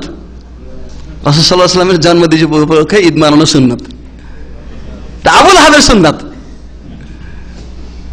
এটা আবু লাহাবের সুন্নাত। রাসূলুল্লাহ সাল্লাল্লাহু আলাইহি ওয়াসাল্লাম তার জন্মদিন উপলক্ষে যদি ঈদ পালন করতেন, তাহলে কোনো না কোনো ভাবে সাহাবায়ে কেরাম সেটা করতেন। 4 খলিফা, আইম্মায়ে দ্বীন, মুজতাহিদিনে কেরাম, তারা সবাই অতিবাহিত হয়েছেন, কিন্তু কেউ এরকম ঈদ পালন করেছেন তার কোনো প্রমাণ আমাদের সামনে নাই। সুতরাং এটা বলা অপেক্ষা রাখে না যে এটা একটা নবাবিষ্কৃত বিদআত যা আমাদের সমাজে প্রচলিত হয়ে গেছে। মানুষ সুন্নাহ সম্পর্কে লেখাপড়া না করার কারণে, জ্ঞান অর্জন না করার কারণে, জিজ্ঞাসাবাদ না করার কারণে একদল স্বার্থান্বেষী মানুষ তাদের স্বার্থকে বজায় রাখার জন্য বা স্বার্থকে হাসিল করার জন্য এ ধরনের কিছু চর্চা সমাজে দিয়ে দিয়েছে, এবং এর মাধ্যমে তাদেরকে বুঝিয়ে দিয়েছে যে তোমরা এটা করলে নবীর প্রতি ভালোবাসা ও মহব্বতকে জাহির করে দিলে এবং তোমরা তার সাথে জান্নাতে চলে যাবে। এটা শুধু ওদের দোষ না, আমাদেরও দোষ, ভাইরা আমার। তাহলে এই ঈদের দিন, ঈদুল আযহা আমাদের জন্য একটা সম্মানিত দিন। আল্লাহ নবী সাল্লাল্লাহু আলাইহি ওয়াসাল্লাম বলছেন যে কোরবানির দিন আল্লাহর কাছে সম্মানিত এবং একটা গুরুত্বপূর্ণ দিন। এই দিনে কি কি করণীয়? প্রথমত ঈদের নামাজ, এবং তারপরে হচ্ছে কুরবানি।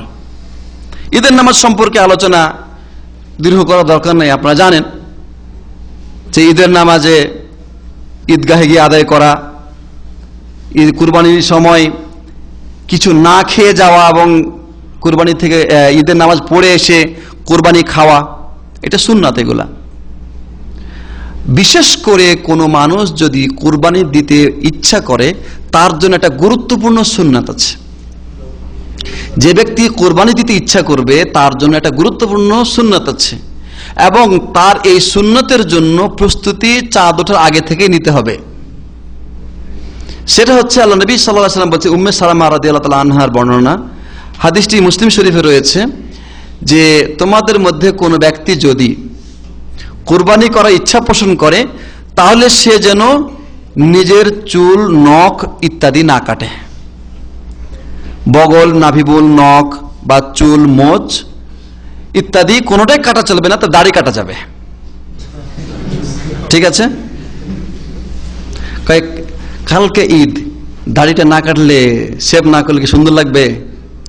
হ্যাঁ, ঈদের আগের দিন একদম নতুন ব্লেড কিনে নিয়ে এসে সবার আগে রাসূল সাল্লাল্লাহু আলাইহি সাল্লামের এই সুন্নাতের গলায় ছুরি চালানো হয়। কত বড় অপরাধ, কত বড় অন্যায় বলার অপেক্ষা রাখে না। আল্লাহ নবী সাল্লাল্লাহু আলাইহি সাল্লাম বলছেন যে তোমরা মুশরিকদের বিরোধিতা করো এবং মোষ কাটো, দাড়ি ছেড়ে দাও। অন্য রেওয়ায়েতে, এটা বুখারী মুসলিমের রেওয়ায়েত, আর মুসলিমের রেওয়ায়েতে আছে তোমরা অগ্নি পূজকদের বিরোধিতা করো এবং দাড়িকে ছেড়ে দাও। তো দাড়ি যদি সাধারণ একটা সুন্নত হইতো, যে রাখাও চলে না রাখাও চলে, তাহলে আল্লাহ নবী সাল্লাল্লাহু আলাইহি ওয়াসাল্লাম এত বড় কথা বলতেন না যে মুশরিকদের বিরোধিতা করো, অগ্নিপূজকদের বিরোধিতা করো। ভাইরা আমার, সুতরাং যে ব্যক্তি কুরবানি করবে তার জন্য আবশ্যক হচ্ছে, কুরবানি করবে অর্থ হলো যে আপনার পক্ষ থেকে আপনি কুরবানি করবেন, আপনার অর্থে কুরবানিটা হবে। এরকম যদি হয় তাহলে আপনার জন্য আবশ্যক হচ্ছে যেদিন চাঁদ উঠেছে সেদিন থেকে নিয়ে কুরবানির পশু জবে হওয়া পর্যন্ত আপনি চুল নখ ইত্যাদি কাটা থেকে বিরত থাকবেন। ওলামারা বলেছেন এটা কাটা হারাম। কেউ যদি কেটে ফেলে তাহলে তার জরিমানা কি? এর কোনো কাফারা নাই, তবে তাই সে তওবা করবে, আল্লাহর কাছে ইস্তিগফার করবে, যেহেতু এটা আল্লাহ নবী সাল্লাল্লাহু আলাইহি সাল্লামের নিষেধাজ্ঞাকে লঙ্ঘন করেছে। ওলামাদের মধ্যে কেউ কেউ বলেছেন যে যারা হজে যেতে পারে নাই তাদের জন্য হজের সাথে একটা তাশবিহ বা একটা সাদৃশ্য, সামঞ্জস্য, যে হাজী সাহেব ইহরাম বেঁধে যেমন চুল নখ ইত্যাদি কাটা থেকে বিরত থেকেছে, উনিও ঠিক এরকম বাড়িতে থেকে হজে যেতে না পারার পরেও উনি কাছাকাছি একটা কিছু করেছে বা তাকে এরকম একটা করার হুকুম দেওয়া হয়েছে। অবশ্য এই চুল নখ ইত্যাদি কাটা বিরত থাকার এই বিষয়টা শুধু ওই ব্যক্তিদের জন্য যারা কুরবানি করবে, অর্থাৎ যারা হজে যাচ্ছে তারাও তো কুরবানি করবে, তাদের জন্য কিন্তু নয়। যারা হজে যাচ্ছেন এবং তারা হজে গিয়ে তামাত্তু বা কেরানের ক্ষেত্রে ও কোরবানি করবেন, তাদের জন্য এই হুকুম নয়। তাদের জন্য হুকুম হলো তারা পরিষ্কার পরিচ্ছন্নতা অর্জন করে ইহরাম বাঁধবেন। এটা শুধু ওই সমস্ত লোকদের যারা উদহিয়া করে। উদহিয়া মানে হচ্ছে কুরবানি, যেটা হজে না গিয়ে যেটা করা হয়। তো ঈদের দিনে, ঈদের নামাজের পরে সে এটা তার কাটাকাটি করবে এবং এটা তার জন্য কি এইটাই হুকুম। ভাইরা আমার, এরপরে ঈদের নামাজের ক্ষেত্রে ঈদগাহে গিয়ে নামাজ আদায় করা, পরিষ্কার পরিচ্ছন্নতা অর্জন করা, এক রাস্তা দিয়ে যাওয়ার রাস্তাতে আসা ইত্যাদি কথা আপনারা জানেন। মেয়েদেরকেও ঈদগাহে নিয়ে যাওয়ার জন্য ব্যবস্থা করা। আল্লাহ নবী সাল্লাল্লাহু আলাইহি ওয়াসাল্লাম এমনকি ঋতুবতী নারীদেরকেও নিয়ে যেতে বলেছেন। তো আফসোস যে আমাদের দেশে এরকম ব্যবস্থা নাই, তবে আমাদেরকে চেষ্টা করতে হবে হিজাব, পর্দা এর বিধান রেখে যাতে করে এই সুন্নতটাকে জীবিত করা যায় সে চেষ্টা করতে হবে। এমন যদি হয় যে আমরা সুন্নত জীবিত করলাম অথচ আমাদের নারীদেরকে আমরা পর্দা করে ঘর থেকে বের করতে পারলাম না, তাহলে আমার মনে হয় সেটা না করাই ভালো হবে। কুরবানির ক্ষেত্রে কয়েকটি কথা আমরা আলোচনা করছি, যেহেতু আমাদের সামনে কুরবানি। আলহামদুলিল্লাহ, দামাম ইসলামিক সেন্টারে যারা এখানে লেখাপড়া করেন তারা কম বেশি সবাই এই বিষয়গুলি জানেন। তারপরেও আমরা এগুলো আলোচনা করছি এই জন্য যে আমাদের এই জানাটা, আমাদের এই স্মরণটা একটু ঋণ করা, তাই না? ঋণ করা, কোনো ভুলভ্রান্তি থাকলে বা আরো নতুন কোনো প্রশ্ন জাগলে সেটাকে জেনে নেওয়া। সূরা হজের মধ্যে আল্লাহ বলেছেন, ওয়াল বুদনা জাআলনাহা লাকুম মিন শাআইরিল্লাহি লাকুম ফিহা খায়র ফাযকুরু ইসমাল্লাহি আলাইহা সাওয়াফ ফাইদা ওয়াজাবাত জুনুবুহা ফাকুলু মিনহা ওয়া আত'ইমুল কানিয়া ওয়াল মু'তার কাযালিকা সাখখারনাহা লাকুম লাআল্লাকুম তাশকুরুন লা ইয়ানালুল্লাহু লুহুমুহা ওয়ালা দিমাউহা ওয়ালাকিন ইয়ানালুহুত তাকওয়া মিনকুম। কুরবানির পশু উট আল্লাহ তাআলা তোমাদের জন্য একটা নিদর্শন স্বরূপ নির্ধারণ করে দিয়েছেন এবং এতে তোমাদের জন্য রেখেছেন অনেক কল্যাণ। তোমরা এটাকে জবাই করার সময় কি করবে? আল্লাহর নাম উল্লেখ করবে। যখন এটা পড়ে যাবে, কাঁধে পড়ে যাবে, তখন তোমরা ওটা থেকে খাবে, নিজেরা খাবে এবং যারা অভাবগ্রস্ত, যারা আপনার কাছে চায়, ভিক্ষুক, তাদেরকেও দিবেন, যারা চায় না, অভাবগ্রস্ত অথচ তাদেরকেও দিবেন।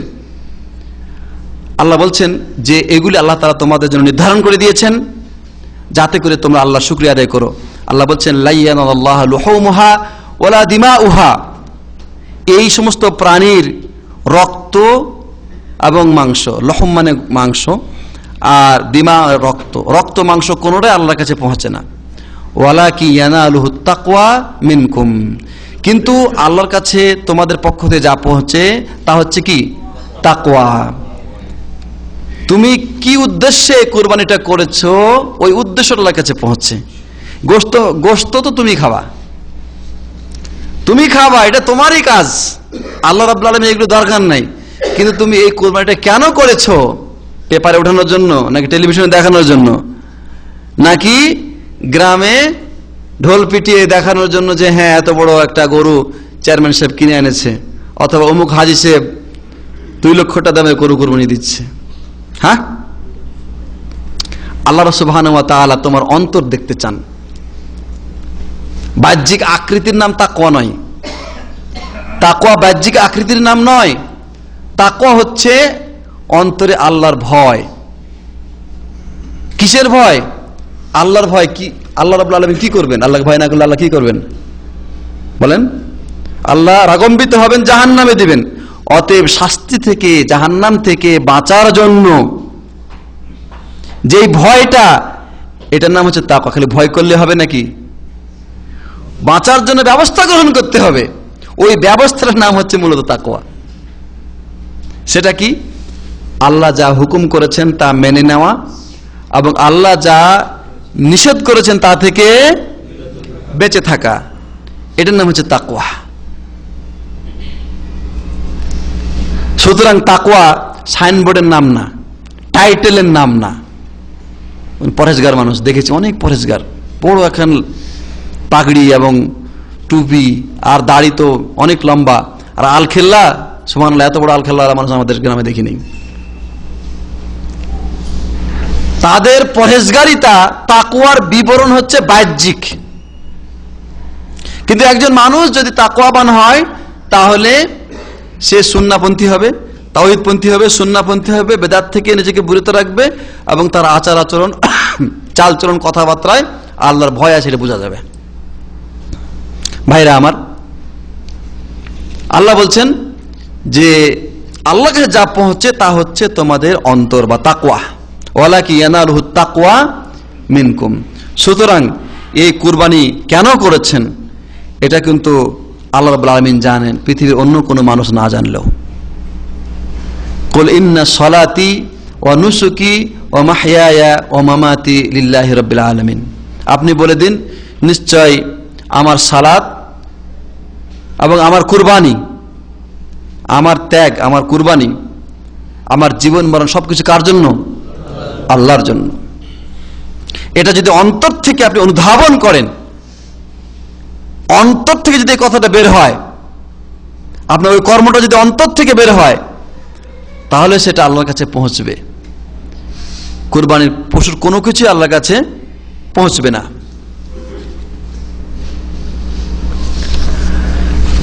কুরবানির কিছু মাসলা মাসের আলোচনা করি নাকি? কুরবানি এক নম্বর কথা হচ্ছে, এটা করার সময় হলো ঈদের নামাজের পরে। আল্লাহ নবী সাল্লাল্লাহু আলাইহি ওয়াসাল্লাম বলছেন যে ঈদের নামাজের আগে যদি কেউ জবাই করে তাহলে এটা গোশত খাওয়ার কাজ হলো, এটা কুরবানি হিসেবে গণ্য হবে না।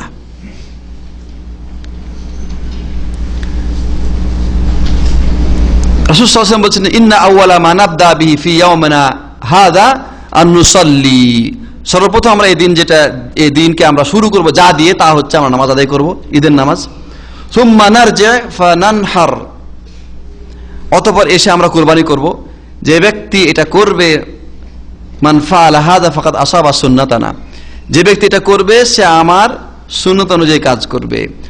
আর যে ব্যক্তি নামাজের পূর্বে জবাই করবে সে শুধু তার পরিবারকে কিছু গোশত পেশ করে দিল যে তোমরা খাও, ওটা আল্লাহর কাছে কুরবানি বলে গণ্য হবে না। কুরবানির ব্যাপারে ছোট্ট একটা কথা বলি, এর অনুভূতিটা কিরকম কুরবানিটা। আমরা যে উদহিয়া বলি, উদহিয়া দাদ হা ইয়া, আরবিতে দাদ হা ইয়া, তিনটা অক্ষর দ্বারা এটা। তো দাহা ইউদাহি মানে হচ্ছে ত্যাগ করে দেওয়া, ত্যাগ তিতিক্ষা, উৎসর্গ করা।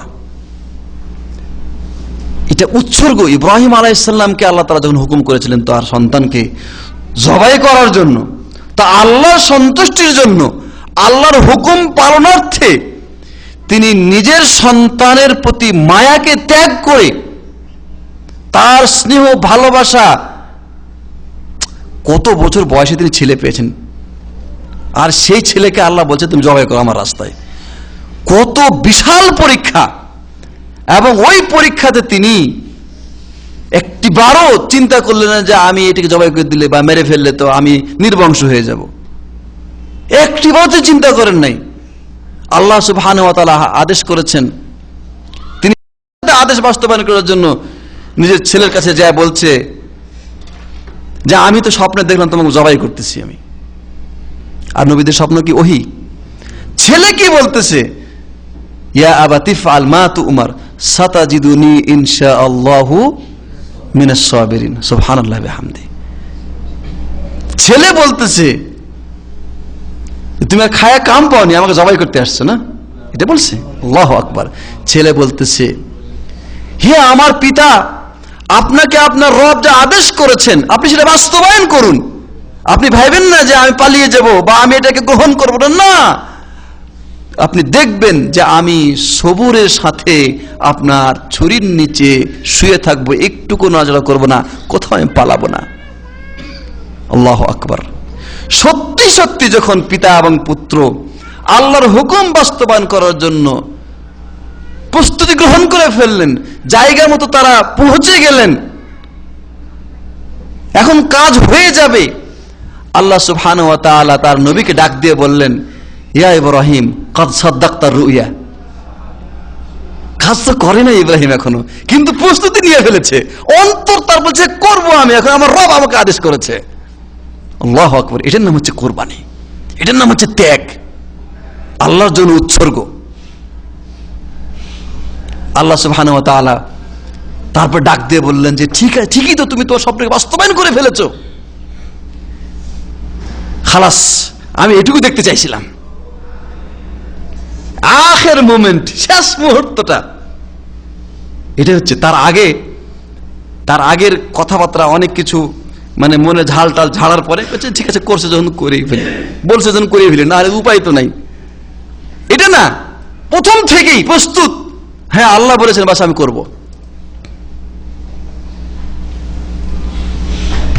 তারপরে কি করলেন আল্লাহ? ইসমাইলের বিনিময়ে, তার জানের বিনিময়ে কি দিলেন? জান্নাত থেকে একটা দুম্বা দিয়ে দিলেন।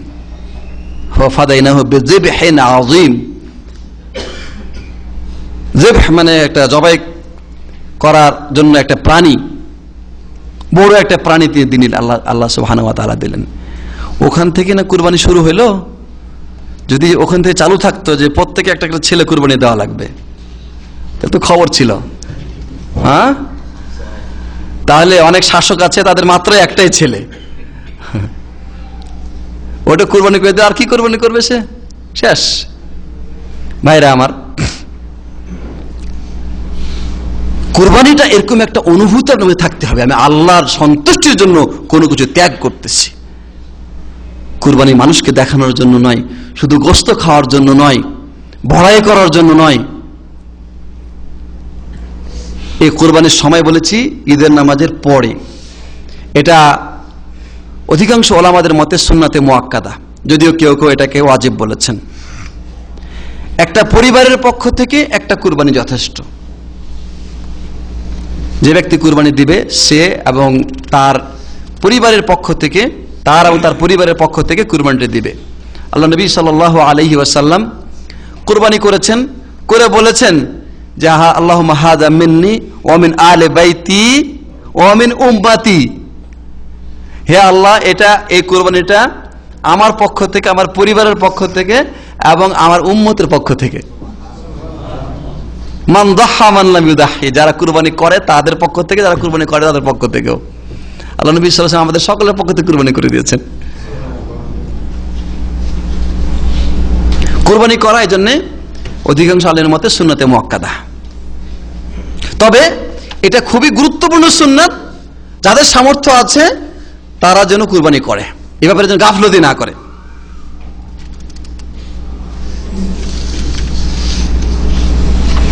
যে কুরবানি আপনি করবেন, গরু, উট, গরু, ছাগল ইত্যাদি দিয়ে কুরবানি হবে, এবং এগুলিকে বাহিমাতুল আনআম বলা হয়, গৃহপালিত পশু বলা হয়। এই কুরবানিগুলোর ক্ষেত্রে কয়েকটি দিক আছে, কয়েকটি আপনার ত্রুটি আছে। এই ত্রুটিগুলো না থাকলে সেটা কুরবানি করা জায়েজ। সেটা হচ্ছে যদি অন্ধ হয়, এক চোখ কানা বা দুই চোখ কানা যদি হয়, অথবা মানে সুস্পষ্ট অসুস্থ দেখা যায়, অথবা দুবলা পাতলা মানে গোশত নাই, এই সমস্ত দোষ থাকলে ওই কুরবানি করা জায়েজ নেই। আল্লাহ নবী সাল্লাল্লাহু আলাইহি সাল্লাম দুটি দুম্বা কুরবানি করেছিলেন। জাবাহা আমলাহাইনে কাবশাইনে আমলাহাইনে আকরানাইনে, শিংওয়ালা দুটি দুম্বা কুরবানি করেছেন, যার গায়ে ছিল সাদা কালো দাগ। এবং ওই সময় তিনি কুরবানি করার সময় তিনি বলেছেন যে এটা আমার এবং আমার পরিবারের এবং আমার উম্মতের পক্ষ থেকে। আর ওই কুরবানির বুকে পা রেখে তিনি সে জবাই করেছেন। সুতরাং বুকে পা রেখে যদি জবাই করে এটা নাজায়েজ না। এই কুরবানিতে পা দিল, ওরে বাবা রে বাবা, অনেক বড় অপরাধ হয়ে যাবে, এরকম অনেকে মনে করে। যাই হোক, কুরবানির গোশত নিজেরা খাবেন, পাড়া প্রতিবেশীকে দিবেন, গরিব দুঃখীদেরকে দিবেন, সবটুকু নিজেরা ফ্রিজে ঢুকাই নিয়েন না। আর সবটুকু দানও করা দরকার নেই, কিছু খাবেন, আল্লাহ নবী সাল্লাল্লাহু আলাইহি ওয়াসাল্লাম খেয়েছেন। তবে যদি গরিব দুঃখীদেরকে আপনি আলাদাভাবে দান করেন এটা বেশি ভালো, বেশি উত্তম।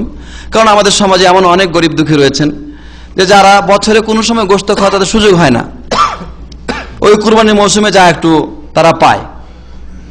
তো ওই সময়ে নানা কায়দা কৌশল করে সমাজের লোকেরা গোশত ভাগ করে নিজের বাড়িতে আবার লয়ে যায়। তা আল্লাহ তাআলা কোরআনে বলছেন যে তোমরা নিজেরা খাও, অভাবগ্রস্ত যারা চায় তাদেরকেও দাও, যারা চায় না তাদেরকেও দাও। আর সালাফে সালেন থেকে এরকম প্রমাণ আছে যে ওনারা 3 ভাগ করতেন, নিজের 1 ভাগ খেতেন, পাড়া প্রতিবেশী বা আত্মীয়ের সঙ্গে 1 ভাগ দিতেন, আর 1 ভাগ গরিব দুঃখীদেরকে দিতেন। এভাবেই করা উত্তম, যদিও ডাইরেক্ট রাসূল সাল্লাল্লাহু আলাইহি ওয়াসাল্লামের সুন্নাত থেকে ব্যাপারে কোনো প্রমাণ নেই।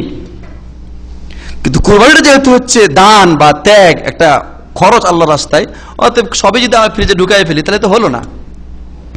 তবে হ্যাঁ, এরকম যদি হয় যে একটা পরিবারে আব্দুর রহমান ভাই, তার ছেলে মেয়ে সব মিলে 18 জন লোক, বেচারা গরিব মানুষ, কোন রকম করে একটা ছাগল বছরের শুরু থেকে পালতে আছে, এখন ওই ছাগলের 10-12 কেজি গোশত হয়েছে, এও যদি 3 ভাগের 2 ভাগ দিয়ে দেয় তো খাওয়াবে কি?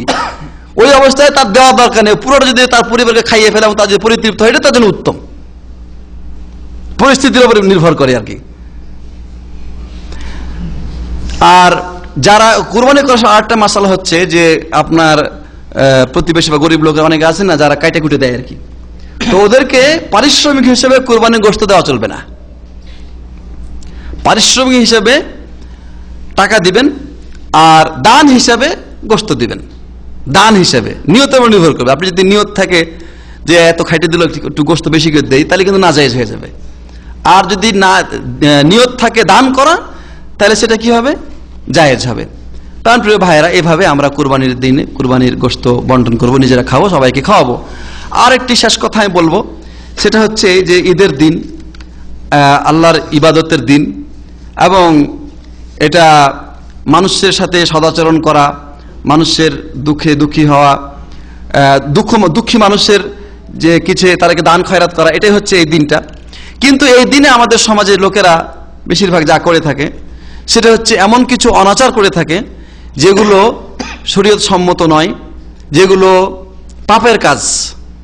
সেটা হচ্ছে ঈদ উপলক্ষে বিশেষ বিশেষ সিনেমা এবং নাটকের সূচনা, এবং কিছু লোক ওই উপলক্ষে হয়তো বছরে কোনো সময় নাটক সিনেমা কোনো সময় দেখেও না, দেখার সুযোগও হয় না, চল যায় ছুটির দিন আছে একটু দেখে আসি গা।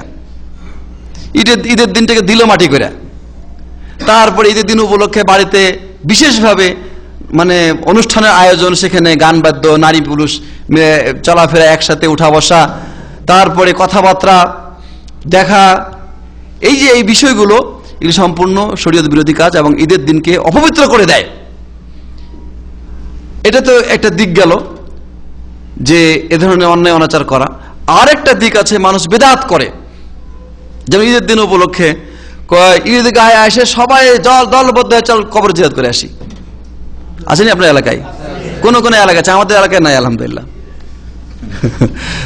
তো ঈদের দিন উপলক্ষে, জুম্মার দিন উপলক্ষে বা শবে কদর উপলক্ষে, শবে বরাত এমনি একটা বেদাত, আবার শবে বরাত উপলক্ষে আরেকটা বেদাত করে, এই কবর জামাতবদ্ধ হয়ে কবর জিয়ারত করা, এগুলো সব বেদাতি কাজ, এগুলি করা চলবে না। ভাইরা আমার, এখানে একটা সতর্কতা আমি বললাম যে এই ঈদ উপলক্ষে যেন আমাদের মধ্যে এই অন্যায়গুলো না হয়। আপনি নানা রকমের খানাদানা করেন, সাজসজ্জা করেন, ভালো কাপড় পরেন, ছেলে মেয়েদের সাজসজ্জা করেন, আপনার স্ত্রীকে নানাভাবে উপহার দেন, তাকে সাজসজ্জা করেন, এই জিনিসগুলো তো সুন্নত, ভালো। কিন্তু এটা যেন শরীয়তের সীমা লঙ্ঘন না করে। আমাদের দেশে, এদেশে আমাদের প্রবাসী যারা থাকে কয় সৌদি আরবের ঈদ কিসের, ঘুমাইয়া ঈদ পালন করি, লুঙ্গি পরে ঈদের নামাজ পড়তে চলে গেল। হ্যাঁ, আরে এই লোকটা দেখবেন যে তার কোনো বন্ধুর বাসায় বেড়াতে যাচ্ছে, তো সুন্দর করে সুন্দর পোশাক জামা টামা গায়ে দিয়ে প্যান্ট খুব ফিটফাট হয়ে যাইতেছে আতর সুগন্ধি লাগায়, আর যে ঈদের নামাজে যাবে তো লুঙ্গি পরে চলে গেছে ঈদের নামাজ পড়তে। আপনি দেখছেন কিনা, আমি দেখছি বহুত। তার মানে ওর কাছে এটা অনুভূতি নাই যে এটা আমার একটা বছরের শ্রেষ্ঠতম দিন, আমাকে এই দিনে পরিপাটি করতে হবে, সুন্দর আচরণ বা সুন্দর পোশাক অবলম্বন করতে হবে, অনুভূতি নাই। এটা ইবাদত, এটা একটা ইবাদত। তোমার ছেলে মেয়ে এখানে নাই তো কি হয়েছে, তুমি আল্লাহর জন্য ঈদ পালন করবে, আল্লাহর হুকুম আছে এটা। আর আমাদের দেশে, এই দেশে তো সিনেমা হল টল নাই, কয়েছে কিসের ঈদ? তার মানে আমাদের দেশে সিনেমা হল আছে আর বাইরে পার্কে বেড়াতে যাবে, মেয়েদের সাথে আড্ডা দিবে, এটা নাকি ঈদ। আর মেয়েরা, ওই যে আপনার উঠতি বয়সের মেয়েরা বিভিন্ন রকমের পোশাক পরে, আবার ঠোঁটে গালে রং টং লাগায় তারা বাইরে খালি হেঁটে বেড়াবে, রাস্তায় খালি হেঁটে বেড়াবে, এটা নাকি তাদের ঈদ। হ্যাঁ, ওরা শুধু রাস্তা রাস্তায় হেঁটে বেড়াবে, হেঁটে বেড়ে নাকি ঈদ পালন হলো এটা। আর যারা আর একটু বেশি মানে তরুণী পর্যায়ের আর কি, যুবতী, ওরা তো বয়ফ্রেন্ডের সাথে নিয়ে চল পার্কে যাই, অথবা কোনো থিয়েটারে অথবা কোনো সিনেমায়, এগুলিও তাদের ঈদ। ওরা বলে আমরা ঈদ পালন করতেছি এগুলি, নাউজুবিল্লাহ মিন যালিক। ভাইরা আমার, এজন্যে আপনারা আলহামদুলিল্লাহ দিন শিখছেন এবং আপনাদেরও আত্মীয় স্বজন দেশে আছে, তাদের মধ্যে শরীয়তের খেলাফ এ ধরনের কার্যকলাপ যদি থেকে থাকে তাদেরকে সতর্ক করতে হবে এবং তাদেরকে সাবধান করতে হবে যে ঈদের দিনের মতো একটা গুরুত্বপূর্ণ দিন, এটা যেন এ ধরনের অন্যায় অনাচার পাপাচারের মাঝে না কাটিয়ে সেটাকে যেন অপবিত্র করে না দেওয়া হয়, বরং আল্লাহর ইবাদত এবং আল্লাহর সীমার মধ্যে থেকে যেন দিনগুলি অতিবাহিত করা হয় সে চেষ্টা করতে হবে। যাই হোক, আলোচনা আমি আর দীর্ঘ করছি না। আমরা এই সম্পর্কে যে কথাগুলি বললাম তার মধ্যে যদি আমি সঠিক বলে থাকি তা আল্লাহর পক্ষ থেকে হয়েছে, আর যদি কোনো ভুল হয়ে থাকে তাহলে সেটা আমার পক্ষ থেকে, শয়তানের পক্ষ থেকে। আল্লাহ যেন আমাকে ক্ষমা করেন এবং আমার এই কথাগুলো যা আমি বললাম তার জন্য আল্লাহ তাআলা আমাকে আমল করার তৌফিক দান করেন এবং আপনাদের সবাইকে আমল করার তৌফিক দান করেন। আল্লাহুম্মা আমিন। জাযাকুমুল্লাহ খায়র। আকুলু ক্বালি হাযা আস্তাগফিরুল্লাহ লি ওয়া লাকুম সালিল মুসলিমিন ওয়া সাল্লাল্লাহু আলা নবিয়িনা মুহাম্মদ ওয়া আলা আলিহি ওয়া সাহবিহি আজমাইন। এক ভাই প্রশ্ন করেছেন যে 7 ভাগে গরু দেওয়া যাবে কিনা। তো এই প্রশ্নটা আমি নিজেই করে উত্তর দিতে আমার মনে ছিল, কিন্তু দেখি যে কেউ করছে কিনা, কিন্তু আলহামদুলিল্লাহ লোকেরা করেছে। এজন্য যে একটা আফসোসের বিষয় যে এই বিষয়টা নিয়ে আজকে আমাদের সমাজে অনেক দ্বিধাদ্বন্দ্ব চলতেছে এবং সমাজের মধ্যে অনেক ভাগাভাগি শুরু হয়ে গেছে এবং এটা নিয়ে সমাজ ভাগ, ঈদ ভাগ, এরকম অনেক কিছু হয়ে গেছে যে কুরবানি ভাগে দেওয়া চলবে না, গরু কুরবানি এটা ভাগে দেওয়া চলবে না, এরকম একটা কথা আমাদের সমাজে ছড়িয়ে পড়েছে। তো এইটার জবাবে আমি বলতে চাই যে আসলে এই মাসালাটা খুবই নতুন মাসালা। তার মানে এই মাসালাটা পুরাতন নয়, অর্থাৎ এই মাসালাটা খেলাফ পুরাতন যুগে কোনো আলেমরা করেছেন, আমরা কোনো কিতাবে পড়ি নাই। এমনকি মুহাদ্দিসরা যে হাদিসের অধ্যায়সমূহ রচনা করেছেন সেখানে কুরবানির অধ্যায়ে ভাগে কুরবানির বিষয়টা উল্লেখ করেছেন। তারা কেউ এরকম অধ্যায় রচনা করেন নাই যে কুরবানিটা ভাগে করতে হলে সফরে যাইতে হবে, চল আমরা সব আদামাম থাকি, চল জুয়েল যে আমরা 7 ভাগে কুরবানিতে গোশত দিয়ে এসে পড়বো। এই সফরের সাথে কুরবানিকে তারা খাস করেন নাই। তারা সাধারণভাবে 7 ভাগের কুরবানিটা কুরবানির আলোচনার অধ্যায়ে উল্লেখ করেছেন এবং যারা ব্যাখ্যাকার তারা উল্লেখ করেছেন। যদিও রাসূল সাল্লাল্লাহু আলাইহি ওয়াসাল্লাম জাবেরের হাদিসগুলো, আরো বিভিন্ন হাদিসগুলো দেখা যায় তাহলে নবী সাল্লাল্লাহু আলাইহি ওয়াসাল্লাম সফরে সাহাবীরা এরকম কুরবানি করেছেন, তো ওটাকে সফরের সাথে শুধু খাস করে দিতে হবে এই কথা ওলামারা কেউ বলেন নাই। এজন্য দেখুন, আমরা কোরআন এবং হাদিস যে বুঝবো এটাও আমাদের ওলামার দরকার আছে, সালাফে সালিহিনের দরকার আছে। যদি সফরের সাথে যদি খাস হয়ে যায় এই সফরে করার কারণে, তাহলে অনেক মাসালা আছে যেগুলি সফরে হয়েছিল ওগুলো তাহলে মুকিম থাকা অবস্থায় চলবে না, এটা ভুল কথা। আচ্ছা, তাছাড়া আরো কিছু দলিল আছে, আমি কিছু দলিল আনছি আপনাদের সামনে। যেমন আন আব্দুল্লাহ ইবনে মাসউদ রাদিয়াল্লাহু আনহু قال قال رسول الله صلى الله عليه وسلم البقرة عن 7 والجزور عن 7 في الأضاحي رواه الطبراني في الصغير والأوسط ওয়াসাহহাল আলবানী ফি সাহিল জামি' সগীর। ইবনে মাসউদ রাদিয়াল্লাহু আনহু বলেছেন, রাসূল সাল্লাল্লাহু আলাইহি ওয়াসাল্লাম বলেছেন যে বাকারা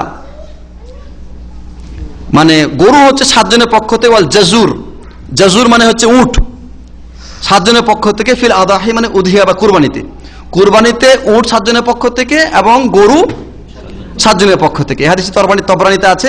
এই হাদিসের মধ্যে সফর টফরের কোনো কথা উল্লেখ করা হয়নি, ডাইরেক্ট এটা বলে দেওয়া হয়েছে। সাহাবী থেকে বর্ণনা, তিনি বলছেন, এটা আরেকটা বর্ণনা বলতেছি, ক্বালা সাআলতু ইবনে ওমর, তিনি বলেন আমি ইবনে ওমরকে প্রশ্ন করলাম, বললাম আল জাজুর ওয়াল বাকারাতু তুজজিউ আন সাবআ, মানে উট এবং গরু এটা কি 7 জনের পক্ষ থেকে হবে? তিনি বললেন ইয়া সাহাবী ওয়াহাল ওয়ালা হাসাবাত আনফুস, এর কি 7টা প্রাণ আছে নাকি? গরুর বা উটের 7টা প্রাণ আছে নাকি?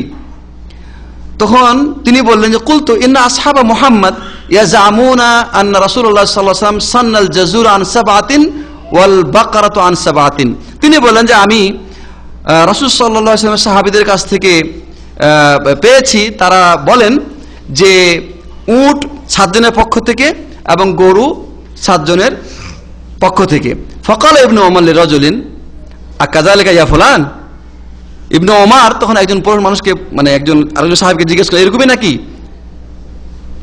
তখন সে বলল ক্বালা মা শাআরতু বিহাযা, আমি জানি না এই বিষয়টা।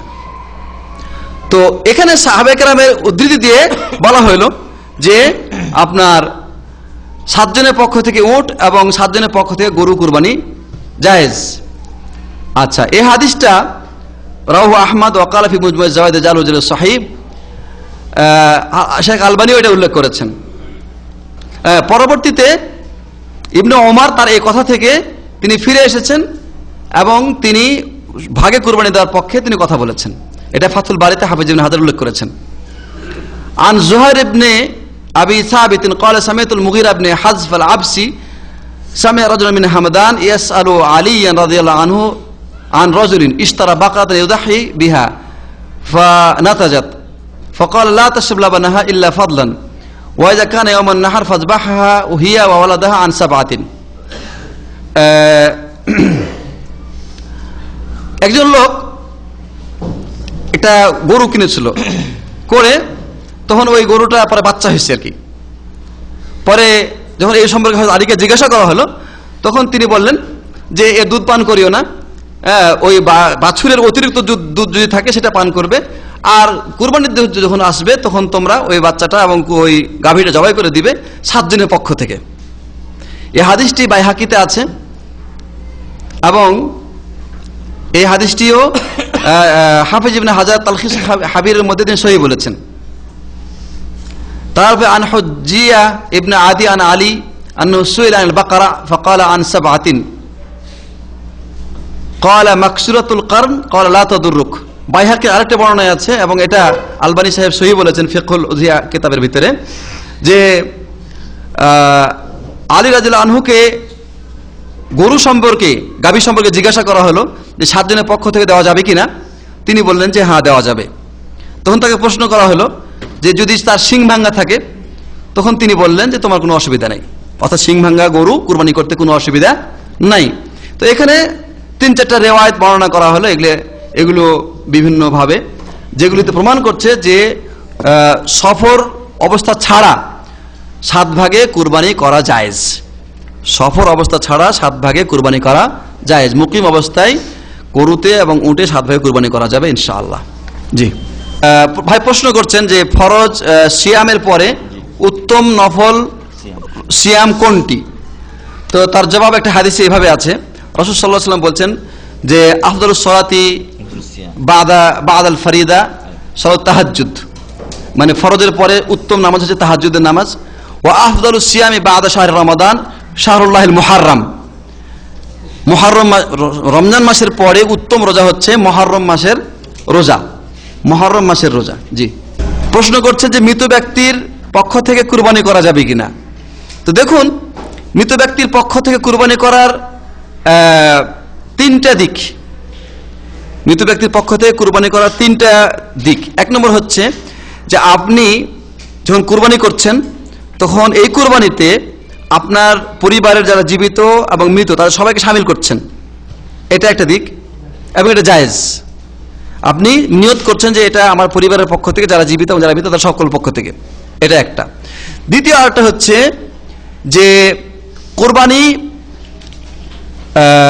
শুধুমাত্র মৃত ব্যক্তির পক্ষ থেকে কোরবানি করা, শুধুমাত্র মৃত ব্যক্তির পক্ষ থেকে কোরবানি করা। তো শুধুমাত্র মৃত ব্যক্তির পক্ষ থেকে কোরবানি করা জায়েজ কিনা এ ব্যাপারে ইখতিলাফ আছে। তবে ইবনে তাইমিয়ার একটা ফতোয়া পাওয়া যায় এবং তার সমর্থনে শেখ মোহাম্মদ বিন সালেহ উসাইমিনও বলেছেন যে মৃত ব্যক্তির পক্ষ থেকে কোরবানি করতে পারে সাদাকা হিসাবে। যেমন মৃত ব্যক্তির পক্ষ থেকে সাদাকা করা যায়, এইভাবে মৃত ব্যক্তির পক্ষ থেকে কোরবানি করবে সাদাকা হিসাবে। আর যেহেতু এটা সাদাকা, সেহেতু আপনার তারা খাবে না, এটা সম্পূর্ণটাই বিতরণ করে দেবে, তো এ হচ্ছে কুরবানির মৃত ব্যক্তির পক্ষ থেকে কুরবানি করার নিয়ম। আর মৃত ব্যক্তির পক্ষ থেকে আরেকটা কুরবানি যেটা করে, যে কুরবানি করে অন্যান্য কুরবানি যেরকম ওইটা নিজেরাও ওইভাবে কুরবানি করে নিজেরাও খায়, সবাইকে খাওয়ায়। তো এটা কুরবানি শুধুমাত্র মৃত ব্যক্তির পক্ষ থেকে কুরবানি করা, এটা বেদাতি কাজ, এটা জায়েজ নেই। আর একটা কুরবানি করে মানুষ, সেটা হচ্ছে রাসূলুল্লাহ সাল্লাল্লাহু আলাইহি ওয়াসাল্লামের পক্ষ থেকে কুরবানি করে। এটা জানেননি? 6 ভাগ 6 জন লোক করছে, কইছে 7 নম্বর ভাগ আর খুঁজে পাওয়া যায় না, রাসূলুল্লাহর নাম দিয়ে দে। এটা হলো গ্রেট বেদাত, একটা এটা বড় বেদাত। রাসূলুল্লাহ সাল্লাল্লাহু আলাইহি ওয়াসাল্লামের পক্ষ থেকে কুরবানি করা বেদাত। এজন্য যে আল্লাহ নবী সাল্লাল্লাহু আলাইহি ওয়াসাল্লামের পক্ষ থেকে কোন সাহাবায়ে কেরাম কেউ কোনদিন কোনো কুরবানি করেন নাই। সুতরাং তারা কি আল্লাহ নবীকে ভালোবাসেন নাই? অবশ্যই ভালোবেসেছেন। সুতরাং নবীর নামে হজ করা, নবীজির নামে কুরবানি করা, এগুলি হচ্ছে বেদাত, অতিরিক্ত পরেজগারিতা আর কি, 1 চামচ বেশি। জি, এগুলি করা চলবে না, এগুলো না যায়। দেখুন কয় কি যে আল্লাহ নবী সাল্লাল্লাহু আলাইহি ওয়াসাল্লাম আমাদের যে এত কিছু করলেন, আমরা কিছু একটু করবো না? আপনি যত নেক আমল করবেন সবই তো আল্লাহ রাসূল সাল্লাল্লাহু আলাইহি ওয়াসাল্লামের ওখান থেকে হিস্সা তার আমল নামে লেখা হবে। এর কারণ মান দাল্লা আলা হুদা কানা লাহু মিনাল আজরি মিসলু ফাইলিহি, যে ব্যক্তি হিদায়াতের পথ দেখাবে সে ওই কর্মকারীর অনুরূপ সওয়াব লাভ করবে। অতএব রাসূল সাল্লাল্লাহু আলাইহি ওয়াসাল্লাম তো সওয়াব লাভ করছেনই। সুতরাং এই ধরনের কাজ এটা বেদাতি কাজ। যে আর কোনো প্রশ্ন আছে? বিদেশে তো গরিব নাই, তো এখানে কি কোরবানি করা যাবে না দেশে করা যাবে? বিদেশে গরিব না, এটা ভুল কথা, সব জায়গায় গরিব আছে, গরিব খুঁজলেই পাওয়া যাবে। জি, দেশেও করতে পারবেন, এখানেও করতে পারবেন, কোনো সমস্যা নেই। কুরবানির উদ্দেশ্য হচ্ছে যেহেতু দান করা বা ত্যাগ, সুতরাং আপনি সব জায়গাতেই কুরবানি করতে পারবেন, করে নিজেরা খাবেন, অন্যদেরকে খাওয়াবেন, আপনার বন্ধু বান্ধবকে খাওয়াবেন, এটা চলবে। ভাই প্রশ্ন করছেন যে একটা গরু 2 জন মানুষের কুরবানি দেওয়া যাবে কিনা। দেখুন, একটা গরু একজন ব্যক্তির পক্ষ থেকে জায়েজ, আর এটাকে ভাগ করতে করতে ভাগটা সর্বোচ্চ 7 পর্যন্ত জায়েজ। তাহলে 7-এর নিচে যত হবে তত উত্তম হবে। একজন ব্যক্তি যদি একটা পুরা গরু কুরবানি দেয়, এটা বেশি উত্তম না? ওই উত্তমতাটা ভাগ হয়ে গেল যদি 2 জন করে, 2 জনের মধ্যে ভাগ হয়ে গেল। যদি 3 জন করে, 3-এ ভাগ হয়ে গেল। এইভাবে 7-এ ভাগ হয়ে যাবে সর্বোচ্চ। থামেন, এটা সর্বোচ্চ 7 পর্যন্ত ভাগ করা যাবে, এর বেশি নয়। তাহলে ভাগ যত কমবে সওয়াব তত বাড়বে, কোনো সমস্যা নাই। এটা জাহালত, যে বেজোর সংখ্যা হয়তো এরকম কথা বলা জায়েজ নাই, বা এরকম কথা কোন কোরআন হাদিসে নাই। ভাই প্রশ্ন করছেন যে এদেশে নাকি কুরবানি করার সময় যে কোনো একটা কুরবানির হাত বা পা একটা অংশ নিয়ে উনি চলে যায়, তারপরে বাকিটুকু রেখে চলে যায়, জায়েজ আছে, ঠিক আছে। আল্লাহ নবী সাল্লাল্লাহু আলাইহি ওয়াসাল্লাম কুরবানির যে তিনি কুরবানি করেছিলেন বিদায় হজে, সবগুলো কুরবানি থেকে একটু একটু করে খেয়েছিলেন, অল্প অল্প করে।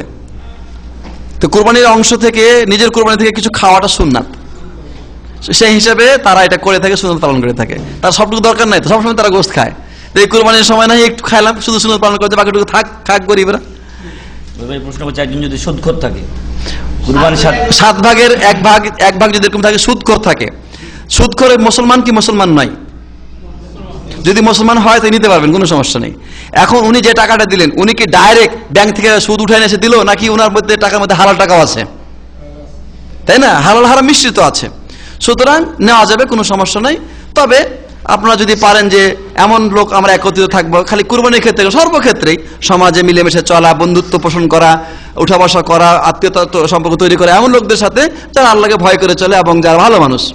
জি, আমার এই দেশের সাথে দেশে রোজা করা এবং ঈদ করা, কুরবানি করা, এটা বিভ্রান্তি, মুসলিম সমাজের ঐক্যের মধ্যে ফাটল। যারা এগুলি করে আমি মনে করি তারা নিজেদেরকে মানে হাইলাইট করার জন্য এই কাজটি করে। দাঁড়ান, এই কথা যদি উঠছেন আর একটু বলেলেই তাহলে এইটা বিষয়টা থামেন, বিষয়টা এমন একটা বিষয় যে এই উম্মতের বিষয়ে ওই সমস্ত মৌলবীরা যাদেরকে গণনার মধ্যে ধরে না মানুষ বা অন্যান্য ওলামারা, তাদের জন্য বড় মাথা ব্যথা। এই বিশ্বে, মুসলিম বিশ্বে আল্লাহ সুবহানাহু ওয়া তাআলার এমন বান্দারা আছেন, এত বড় বড় আলেমরা আছেন যে যারা মানুষের মুখে মুখে, যারা বিশ্বের সকলের কাছে পরিচিত, ওই সমস্ত আলেমদের কাজ এটা।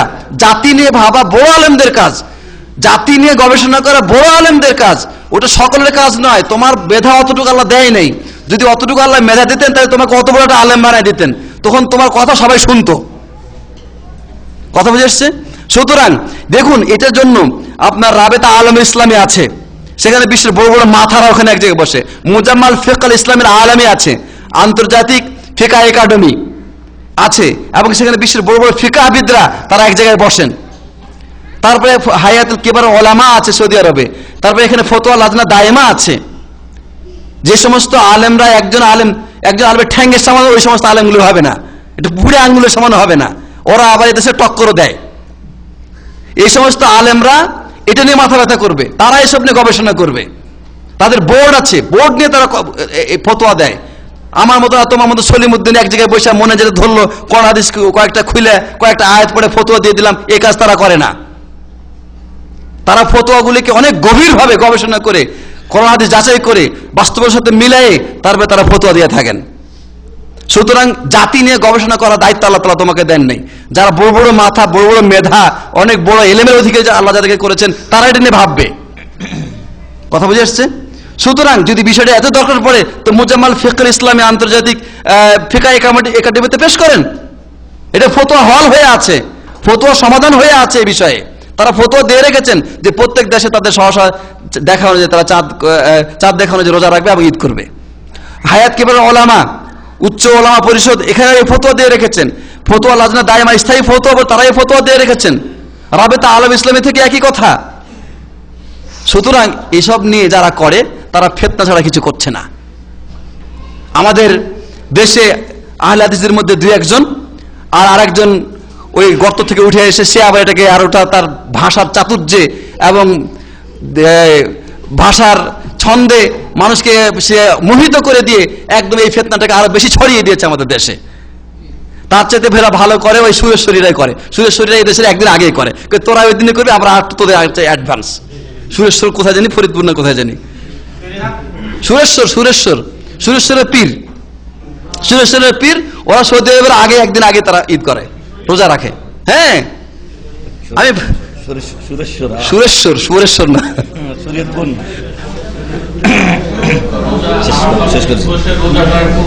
আচ্ছা, নয়াজিল বলেছি আমরা। এখানে একটা প্রশ্ন এসেছে যে আল্লামা নুরুল ইসলাম অলিপুরি বলেছেন যে ফেরাউন আনাল হক বলে আল্লাহর কাছে বড় কাফের হলেন, আর মানসুর হাল্লাজ আনাল হক বলে আল্লাহর বড় অলি হলেন, ব্যাখ্যা করবেন? আমি ব্যাখ্যা করবি, ব্যাখ্যা তো উনার কাছে দরকার, কিন্তু আমি তো জানি না যে এটা কোনো ব্যাখ্যার দরকার আছে। আনাল হক পৃথিবীর কোনো মানুষ, সে যেই হোক না কেন, যে সে যদি বলে সে কাফের, সে যেই যুগেরই হোক না কেন, যেই স্থানীয় হোক না কেন, যেই দাবির হোক না কেন, তার পরিচয় যেই হোক না কেন, কারণ হচ্ছে সুস্পষ্ট কুফরি কালাম, সুস্পষ্ট এবং প্রকাশ্য কুফরি কালাম।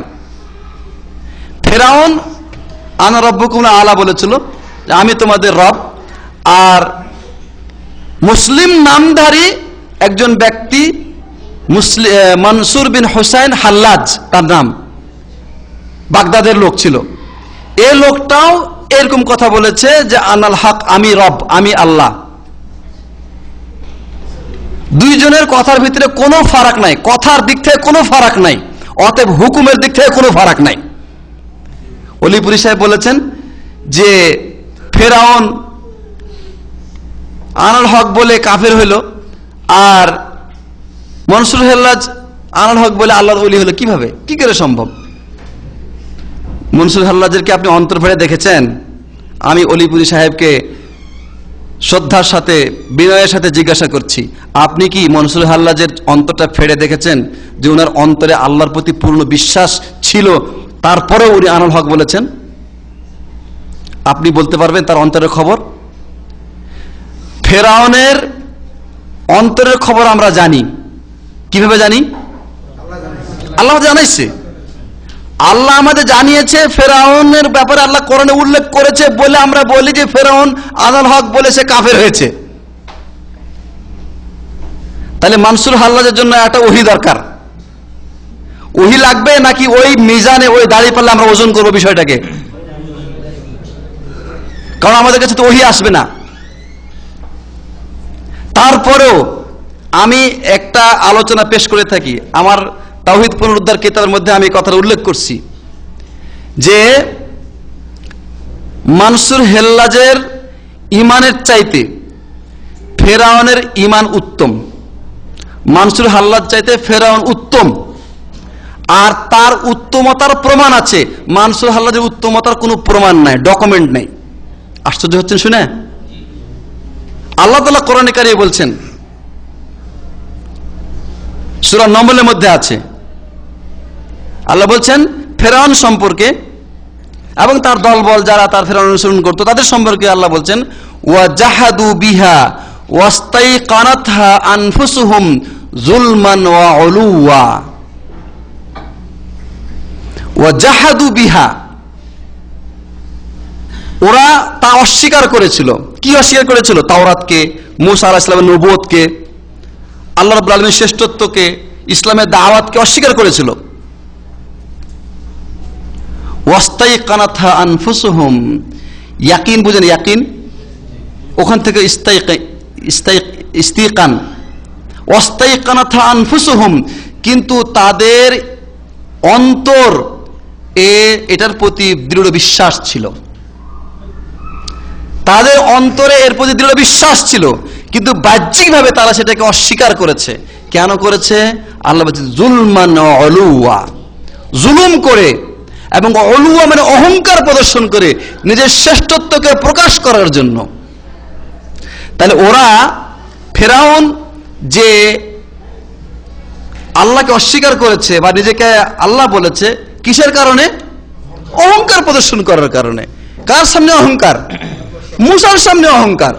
কারণ মূসা সুন্দর করে কথা বলতে পারতেন না, জানেন? এটা কোরআনে আছে। ওরা বলতো যে মূসা, তোমরা মূসার অনুসরণ করছো, আরে মূসা তো সুন্দর করে কথাও বলতে পারে না, লা ইয়াকাদু ইউবিন।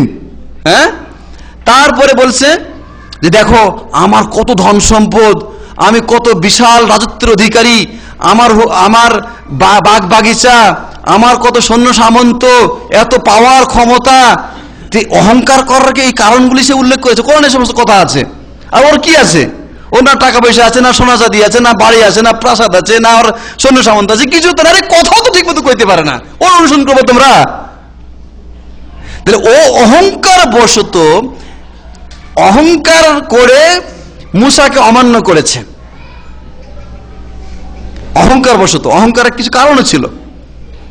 তাহলে তার এই অমান্যটা বা নিজেকে রব বলাটা অহংকার বশত ছিল। অথচ তার অন্তর দৃঢ়ভাবে এই বিশ্বাস পোষণ করতো যে আল্লাহ হক এবং মূসা কি হক। ওর অন্তর যে বিশ্বাস করতো, এই কোরআনে এই অংশটুকু ওয়াস্তাইকানাতহা আনফুসুহুম, ওটাকে ইয়াকিন করেছে, বিশ্বাস করেছে তাদের অন্তর। তাহলে ফেরাউনের অন্তরের খবর পাইলেন তো? যার কারণে যখন ডুবে মরছিল তখন সে বলেছিল না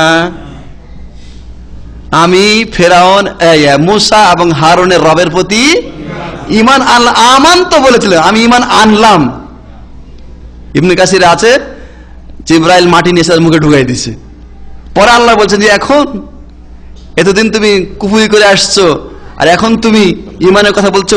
তার মানে সে জানে যে এটা ইমানের কথা, এটা হক কথা, আমরা তো ইমানটা প্রকাশ করতে হবে যাতে করে বেঁচে যায় এই সময়। ভাইরা আমার, মানসুর হাল্লাজের অন্তরের খবর কে বলবে আমাদেরকে? তার অন্তরের খবর আমাদের কাছে কি করে আসবে? কোন পদ্ধতিতে আসবে? কে জানাবে আমাদেরকে? এখন কোন মানুষের উক্তি, তার মুখের কথা, তার অন্তরের সূচিপত্র ঠিক কিনা বলেন? মানুষ যে সমস্ত কথা বলে, হয় সে না জেনে বলে, না হয় সে জেনে বলে, না হয় সে কথা বলার ক্ষমতা রাখে না, মানে কথা কি বলতে হয় ওই জ্ঞানটুকু, হুঁশটুকু তার নাই, তার মানে পাগল। মানুষ তিন শ্রেণীর, হয় পাগল, পাগল যদি হয় তাহলে পাগলের কথার কোনো মূল্য ইসলামে নাই, তার কোনো ধর্তব্য নাই। আল্লাহ নবী সাল্লাল্লাহু আলাইহি ওয়াসাল্লাম বলছেন যে রুফি আল কালাম আন সালাস, তিন ব্যক্তির ওপর থেকে আল্লাহ কলম উঠায় নিয়েছেন। তার মধ্যে একজন হচ্ছেন কি আল মাজনুন হাত্তা ইয়াফিক, পাগল যতক্ষণ পর্যন্ত তার হুঁশ না আসে। তাহলে পাগলের কথার কোনো মূল্য নাই, যতই সে কুফরি কালাম করুক আর কুফরি কাজ করুক, কলম ধরবে না তার। দুইজন নম্বর হচ্ছে ঘুমন্ত ব্যক্তি, তিন নম্বর হচ্ছে শিশু। ভাইরা আমার, দুই নম্বর ব্যক্তি হচ্ছে না জেনে। কোন মানুষ যদি অজানা বশত কোনো কুফরি কালাম মুখে উচ্চারণ করে তাহলে সে কাফের হবে না যতক্ষণ পর্যন্ত তাকে জানানোর পরে সে এটা হটকারি না করবে। মুআজ বিন জাবাল রাদিয়াল্লাহু তাআলা আনহু ইয়ামান থেকে আইসে কথা নেই বার্তা নেই, আল্লাহ নবী সাল্লাল্লাহু আলাইহি ওয়াসাল্লামকে ডাইরেক্ট সেজদা ঠুকে দিছে। মুআজ করো কি, তুমি করো কি? ইয়া রাসূলুল্লাহ, আমি দেখে আসলাম সেখানকার সাধারণ জনগণ ওদের পাদ্রীদেরকে সেজদা করছে। পাদ্রী, ওই যে ফাদারকে সেজদা করছে, তা আপনি তো তাদের চেয়ে অনেক সম্মানিত, আপনি সেজদা পাওয়ার হকদার। রাসূল সাল্লাল্লাহু আলাইহি ওয়াসাল্লাম বললেন যে না, তাকে শিখিয়ে দিলেন। উনি জানেন না বিষয়টা, তিনি বিষয়টা বুঝছেন কিন্তু অন্যভাবে বুঝছেন, উনি একটু ব্যাখ্যা করছেন, কিন্তু আল্লাহ তাকে কাফের ফতোয়া দিলেন না। জি, কাফের ফতোয়া দিলেন না, বরং তাকে শিখাইয়া দিলেন। বললেন যে দেখো, এই সেজদার বিষয়টা যদি আল্লাহ তিনি ব্যতীত অন্য কাউকে করার হুকুম দিতেন, তাহলে হুকুম দিতেন স্ত্রীকে সে যেন তার স্বামীকে সেজদা করে, কিন্তু আল্লাহ তাআলা এই হুকুম কাউকে দেন নাই। তাহলে না জেনে তিনি কুফরি কাজ করেছেন ঠিকই, কিন্তু তাকে শুধরে দেওয়া হয়েছে। ওটা ধর্তব্য নয়, ওটা গ্রহণ, ওটা লেখা হবে না। আর একটা হচ্ছে জেনে শুনে অজ্ঞতাবশত জেনে শুনে যদি কোনো মানুষ কুফরি কালাম উচ্চারণ করে মুখে, কুফরি কালাম, তাহলে সাথে সাথে কাফের হয়ে যাবে। জেনে শুনে ইচ্ছাকৃতভাবে সে যদি কুফরি কালাম উচ্চারণ করে তাহলে সে কাফের হয়ে যাবে, এতে কোনো সন্দেহ নাই। আরে আল্লাহ নবী সাল্লাল্লাহু আলাইহি সাল্লাম সাধারণ একটা মুখের কথা কিভাবে সংশোধন করেছেন? এক লোক এসে বলল না, মাশাআল্লাহ ওয়া শিতা ইয়া রাসূলুল্লাহ, হে আল্লাহ রাসূল, আপনি যা চান এবং আল্লাহ যা চায়। আল্লাহ নবী সাল্লাল্লাহু আলাইহি ওয়াসাল্লাম সাথে সাথে ওই লোকটাকে বললেন যে আজআলতানি লিল্লাহি নিদ্দান, আমাকে তুমি আল্লাহর সাথে শরীক বানিয়ে দিলে। আচ্ছা, ওই লোকটা কি আল্লাহ নবীর সাথে আল্লাহকে শরীক বানানোর জন্য কথা বলেছিল? তার কি নিয়ত এটা ছিল? এটা তার উদ্দেশ্য ছিল না, কিন্তু তার এই কথাটাতে শিরকের গন্ধ আছে, শিরক হয়ে যাচ্ছে। আল্লাহ নবী সাথে সাথে সতর্ক করে দেন যে এই ধরনের কথা কখনোই মুখে উচ্চারণ করা চলবে না। এইভাবে নয়, বরং এইভাবে কথাটা বলো যে মাশাআল্লাহ সুম্মা শিত, সঠিক উচ্চারণ শিখাইয়া দিলেন যে বলো যে আল্লাহ যা চায় অতঃপর আপনি যা চান। তাহলে এটা হলো তাওহীদি কথা, আর আগেরটা শিরকি কথা। তোমার নিয়তে শিরক করার উদ্দেশ্য নাই, তারপরে শিরক হয়ে গেছে এর ভিতরে। রাসূল সাল্লাল্লাহু আলাইহি ওয়াসাল্লাম তাওহীদকে এত গুরুত্ব দিতেন, আর এরা বলছে হ্যাঁ যে শিরকি কথা মুখে উচ্চারণ করলে পাগলের হালতে আল্লাহর ওলিদের কোনো গুনাহ নাই, সমস্যা নাই। যদি পাগল হয়ে থাকে তাহলে ওলামায়ে কেরাম ওই সময়ে যারা ছিলেন তারা সবাই ছাগল ছিলেন, নাউজুবিল্লাহ। কেন তারা সবাই ফতোয়া দিলেন যে এই লোকটা কাফের হয়ে গেছে? সমস্ত আহলে সুন্নাত ওয়াল জামাতে ওলামায়ে দ্বীন একমত হয়েছিলেন এবং তাকে কাফের ফতোয়া দেওয়া হয়েছিল এবং তাকে হত্যা করা হয়েছিল। ইবনে তাইমিয়া রাহমাতুল্লাহ আলাইহি ব্যাপারে আপনার মজমুআ ফতোয়ার মধ্যে বিস্তারিত আলোচনা করেছেন। যাই হোক, সুতরাং মানসুর হাল্লাজ সম্পর্কে এই কথাগুলো আমাদের সমাজে যারা বলে থাকে, জাহালাত অজ্ঞতাবশত সম্ভবত বলে থাকে, আল্লাহ তাদেরকে হেদায়েত দান করুন। মানসুর হাল্লাজ যে কাফের ছিলেন, যদি তাদেরকে আপনি মানুষের কাফের বিশ্বাস না করেন তাহলে সেই যুগের সমস্ত ওলামাদেরকে আপনি অস্বীকার করা হবে। আপনি কিসের আলেম? কাদের আপনি অনুসরণ করেন? সেই সময় হানাফি, শাফি, মালিকি, হাম্বলি সমস্ত ওলামারা একমত হয়ে তাকে কাফের ফতোয়া দিয়েছিল। আপনি যদি আলেম হয়ে থাকেন তাহলে আপনি আলেমদের অনুসরণ করেন। ওই সময়ের কোন আলেম তাকে সঠিক বলেছে, একজন আলেমকে দেখান আপনি। যারা আহলে সুন্নাতুল জামাতের নির্ধারিত এবং নির্ভরযোগ্য আলেম ছিলেন, এরকম কোন আলেম তাকে মুসলিম বলে বা আল্লাহর ওলি বলে কেউ তাকে ফতোয়া দেয়নি। সুতরাং সাবধান হতে হবে, হক জানতে হবে, হক মানতে হবে, হক প্রচার করতে হবে। অহংকার করলে হবে না, আর হটকারিতা করলে হবে না। ভুল থাকতে পারে আমার, ভুল থাকতে পারে আপনার, ভুল সংশোধন করাটাই হচ্ছে প্রকৃত আলেমের পরিচয়। আল্লাহ তাআলা আমাদের সবাইকে তৌফিক দান করেন। জাযাকুমুল্লাহ খায়র। আকুলু ক্বালি হাযা আস্তাগফিরুল্লাহ লি ওয়া লাকুম সালিল মুসলিমিন ওয়া সাল্লাল্লাহু আলা নবিয়িনা মুহাম্মদ ওয়া আলা আলিহি ওয়া সাহবিহি আজমাইন। ধন্যবাদ সম্মানিত শেখ মোহাম্মদ আব্দুল্লাহিল কাফি সাহেবকে তার সুন্দর আলোচনার জন্য। আমরা যে আলোচনাগুলো শুনলাম আশা করি নিজেরা মানব এবং আমাদের আত্মীয় স্বজনের কাছে, বন্ধু বান্ধবের কাছে এগুলো পৌঁছে দেব, যাতে তারাও এগুলোর উপরে আমল করতে পারেন। মহান রব্বুল আলামিন যেন আমাদেরকে জিলহজ মাসের প্রথম 10 দিনের করণীয়গুলো সঠিকভাবে আদায় করে যে ফজিলতগুলো এই সময় রয়েছে তা অর্জনের তৌফিক দান করেন। আল্লাহুম্মা আমিন। আল্লাহ আমাদের গুনাহ খাতা মাফ করুন। আল্লাহুম্মা আমিন। আল্লাহ আমাদেরকে জান্নাতুল ফিরদাউস নসিব করুন। আল্লাহুম্মা আমিন। ওয়া আখিরু দাওয়ানা আলহামদুলিল্লাহি রাব্বিল আলামিন। সুবহানাকাল্লাহুম্মা ওয়া বিহামদিকা আশহাদু আল্লা ইলাহা ইল্লা আনতা আস্তাগফিরুকা ওয়া আতুবু ইলাইক। আসসালামু আলাইকুম ওয়া রাহমাতুল্লাহি ওয়া বারাকাতুহু।